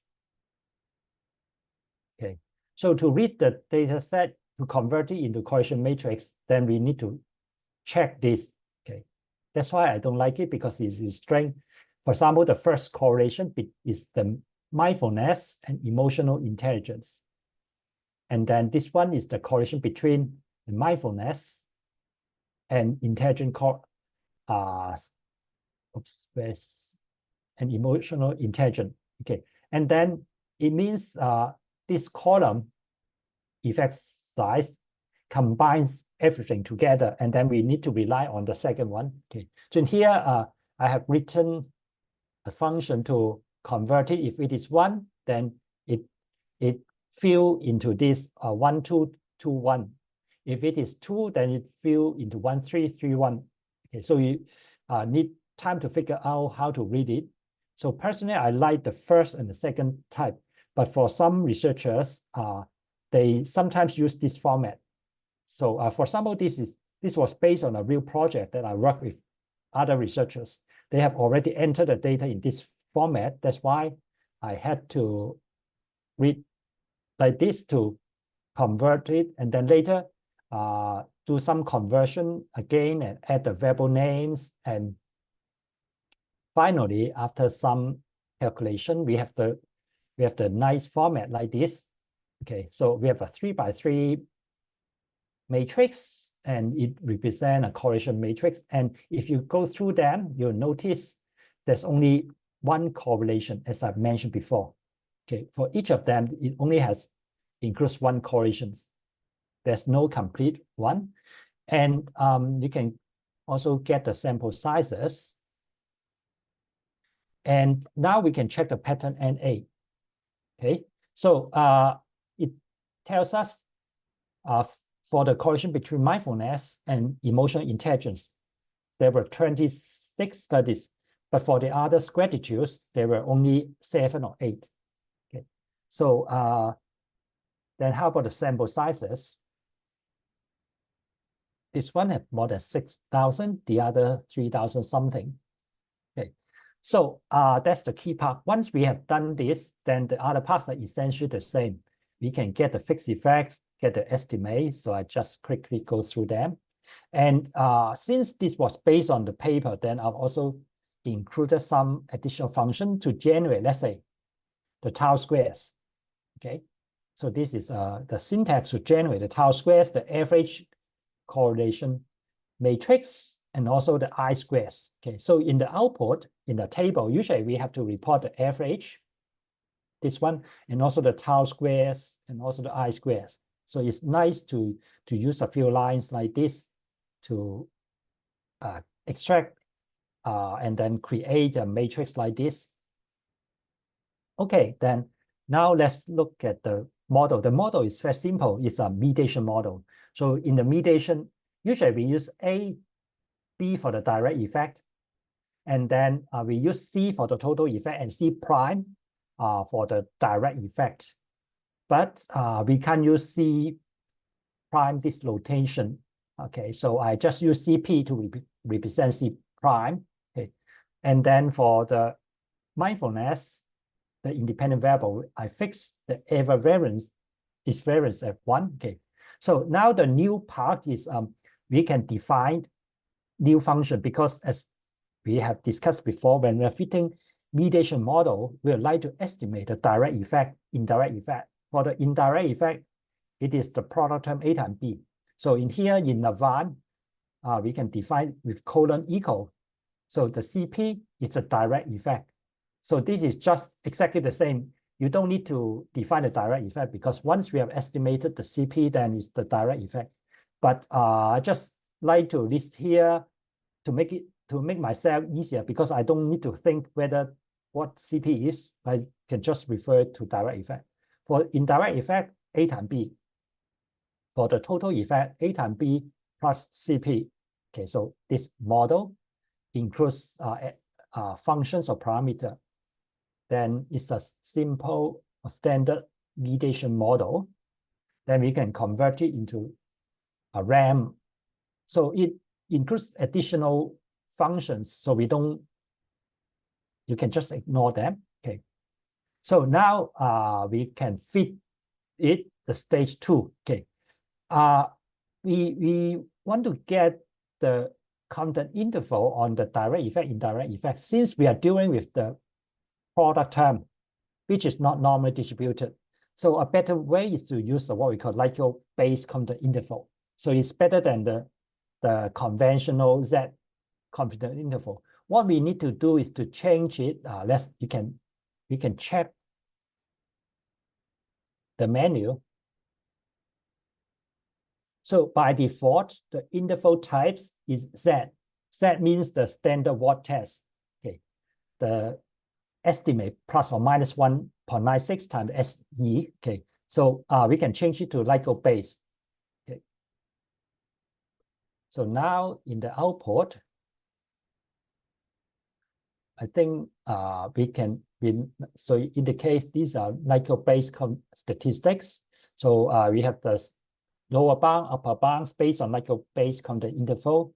And more importantly, we can get the indirect effect.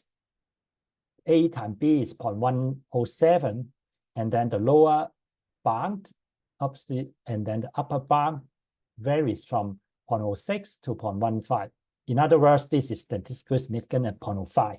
Okay, so this is the main function that I'd like to illustrate by using this notation plus interval type equals LB. Then we can create and get any functions we like. For example, R squares and other interesting functions or parameters. And we can also test it with the LIGO-based confidence interval. Okay, so then an observation probably we have noticed. Let's look at the direct effect. Direct effect is 0.11, and then the indirect effect is almost 0.11. Okay, so in here, we may have an additional ad hoc hypothesis. Is the direct effect exactly the same as the indirect effect? Okay. So in order to test it, then we can add another function or other utility of this Lavant. In Lavant, it has a double equal, meaning that you can impose nonlinear constraints. So for here, we can assume and impose a direct effect is the same as the indirect effect. So we add one additional constraint and we refit the whole model and use the ANOVA function to test it. The ANOVA function, the chi-square difference test, the DF is 1, and then the chi-square is 0.05 and the p-value 0.9, which is not significant. So this is consistent with our common sense. These two numbers look almost exactly the same, the direct and indirect effect. If we provide a significant test, which is also not significant. Okay, so that's for the this part I'd like to illustrate. So the first one is the functions or parameter. Secondly is to test constraints by using equal. So finally, I can summarize some tips or issues. Okay, so for some complicated models, we may take a long time to fit it. So by default, in R or in OpenMX, it only uses one core. Okay, so in our computers, we usually have more cores than that. For example, in this notebook, in my computer, I have 20 cores. Okay, so when I run R or especially OpenMX, it only uses one of them. So in order to utilize more cores, then after loading the package, we can use this one, okay, command. Okay, so it also prints a message. Okay, so so in here, what it means is parallel. It tries to detect how many cores we have in the computers. For example, if we run it, then it detects in my computer, I have 20 cores. Okay, but please remember, please don't use all cores. Okay, so it will slow down your computers, because apart from R, you also have your operating system. You also have your browser, your Word document, or other things you are doing. Okay, so as a minimum, I would spare at least two. Usually, I would just use half of them instead of using all of them. Okay, so please don't use all of them. You'll slow things down. Okay, just leave a few for the basic operation of the operating system and other things. Secondly, sometimes we run into troubles because our data are problematic. Okay, so there are some basic or simple track. For example, here we can create a matrix. The correlation coefficients 0.8, 0.8, and in here there's a function called is PD. It means whether it's positively definite. So in this case, if we check it, yes. But how about if we have other matrix, a correlation matrix? The correlation is 1.2, then we can smell there's something wrong. Okay, if we check it, it's false. Okay, so there's one simple way to check is to use the is PD. So how to apply it? In our data, we have, for example, this one may not be a good example. For example, this is for the big five. We can use is PD. Okay, so it tells us true. Okay, so it means all of them are positively definite. So that's a good sign. If you observe something false, then it means these matrices are problematic. Either the correlation coefficients are larger than 1 or smaller than -1, or they can't exist in reality. Okay, but another thing is difficult to check sometimes is whether the matrix is symmetric. For example, 0.6, 0.8. Okay, so then in R there's another function is symmetric to test it. Okay. Okay, so when we run the analysis before interpreting the results, let's see. Let's go back to any. Okay, so here you note that in the last two lines there's a OpenMX status. Okay, so this part is crucial. Before interpreting results, please make sure that you check it first. In general, if it is either 0 or 1, that means it's fine. If it is other values, usually either 5 or 6, then it means the results are not converged, haven't been converged yet. So this is the first thing to check. Okay, like this, it is 5.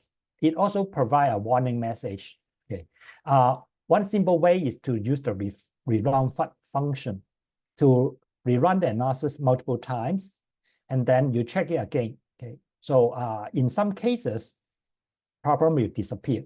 Okay, and then there's a common problem, as I've mentioned, is whether there's enough data.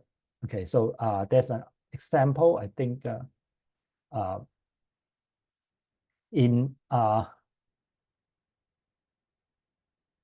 for example, this researcher, he or she is fitting a model with 27 by 27 data. Okay, so it's a matrix. But if you check it, some of them or most of them, they are all zeros. there's no data at all. Okay, and then there are also some odd part. The lower and the upper are not consistent. It clearly indicates there's something wrong with the data. Okay, so that's why this pattern .NA is a good friend of you if you are going to use MASEM, because it helps you to identify any problem.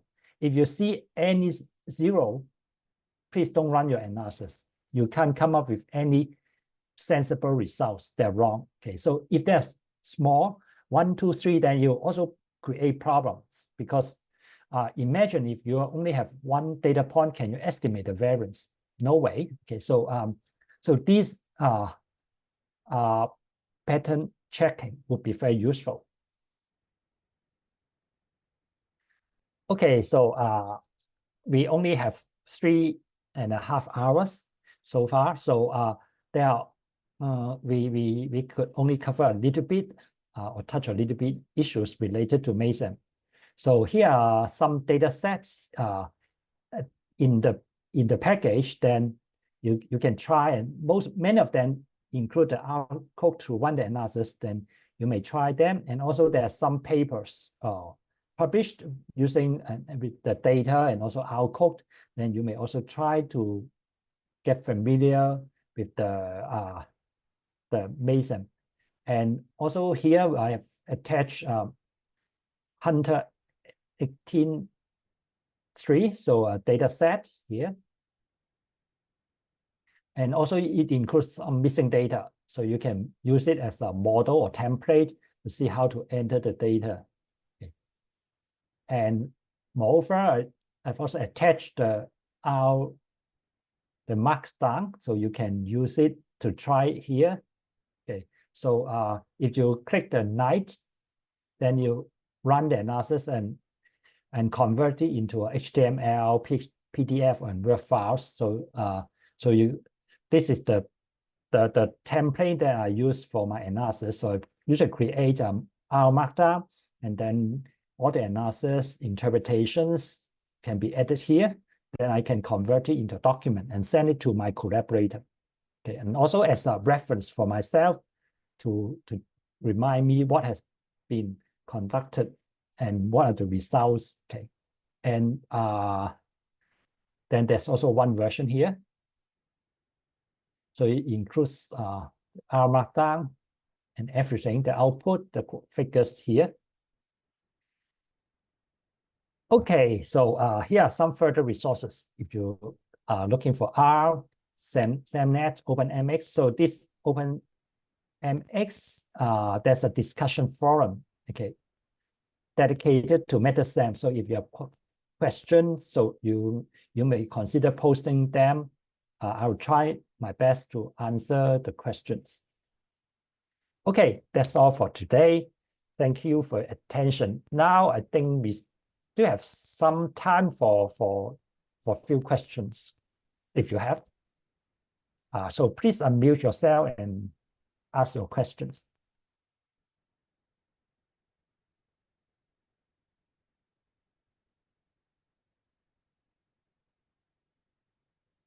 Anything or look good?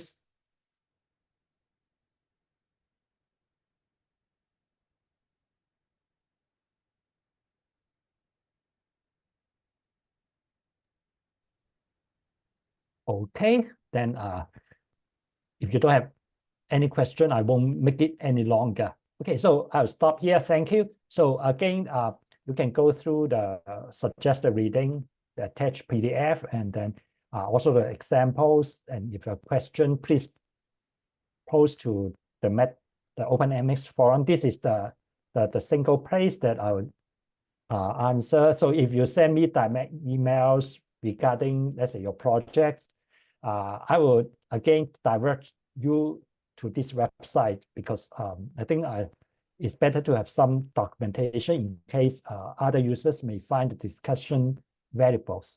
Okay, thank you for your time for today, and hope you enjoy the coming workshops and also the conference. Okay, thank you. Thank you, Dr. Cheung, for this amazing workshop. And we all learned a lot from your talk. Yeah, and thank you, Austin, for monitoring chat. Somehow my laptop cannot access the chat anymore. But yeah, and thank you all for participating in this workshop. And if you have any questions, please email us, Dr. Cheung, or post in the OpenMX. And this video is also being recorded, so we will send the recorded workshop to your email or upload it to a box, and we'll email you the link so you can review it later. And yeah, if we don't have any other questions, we'll just wrap up here. And thanks again for being here, and have a good summer. Okay, thank you. Bye-bye. Bye.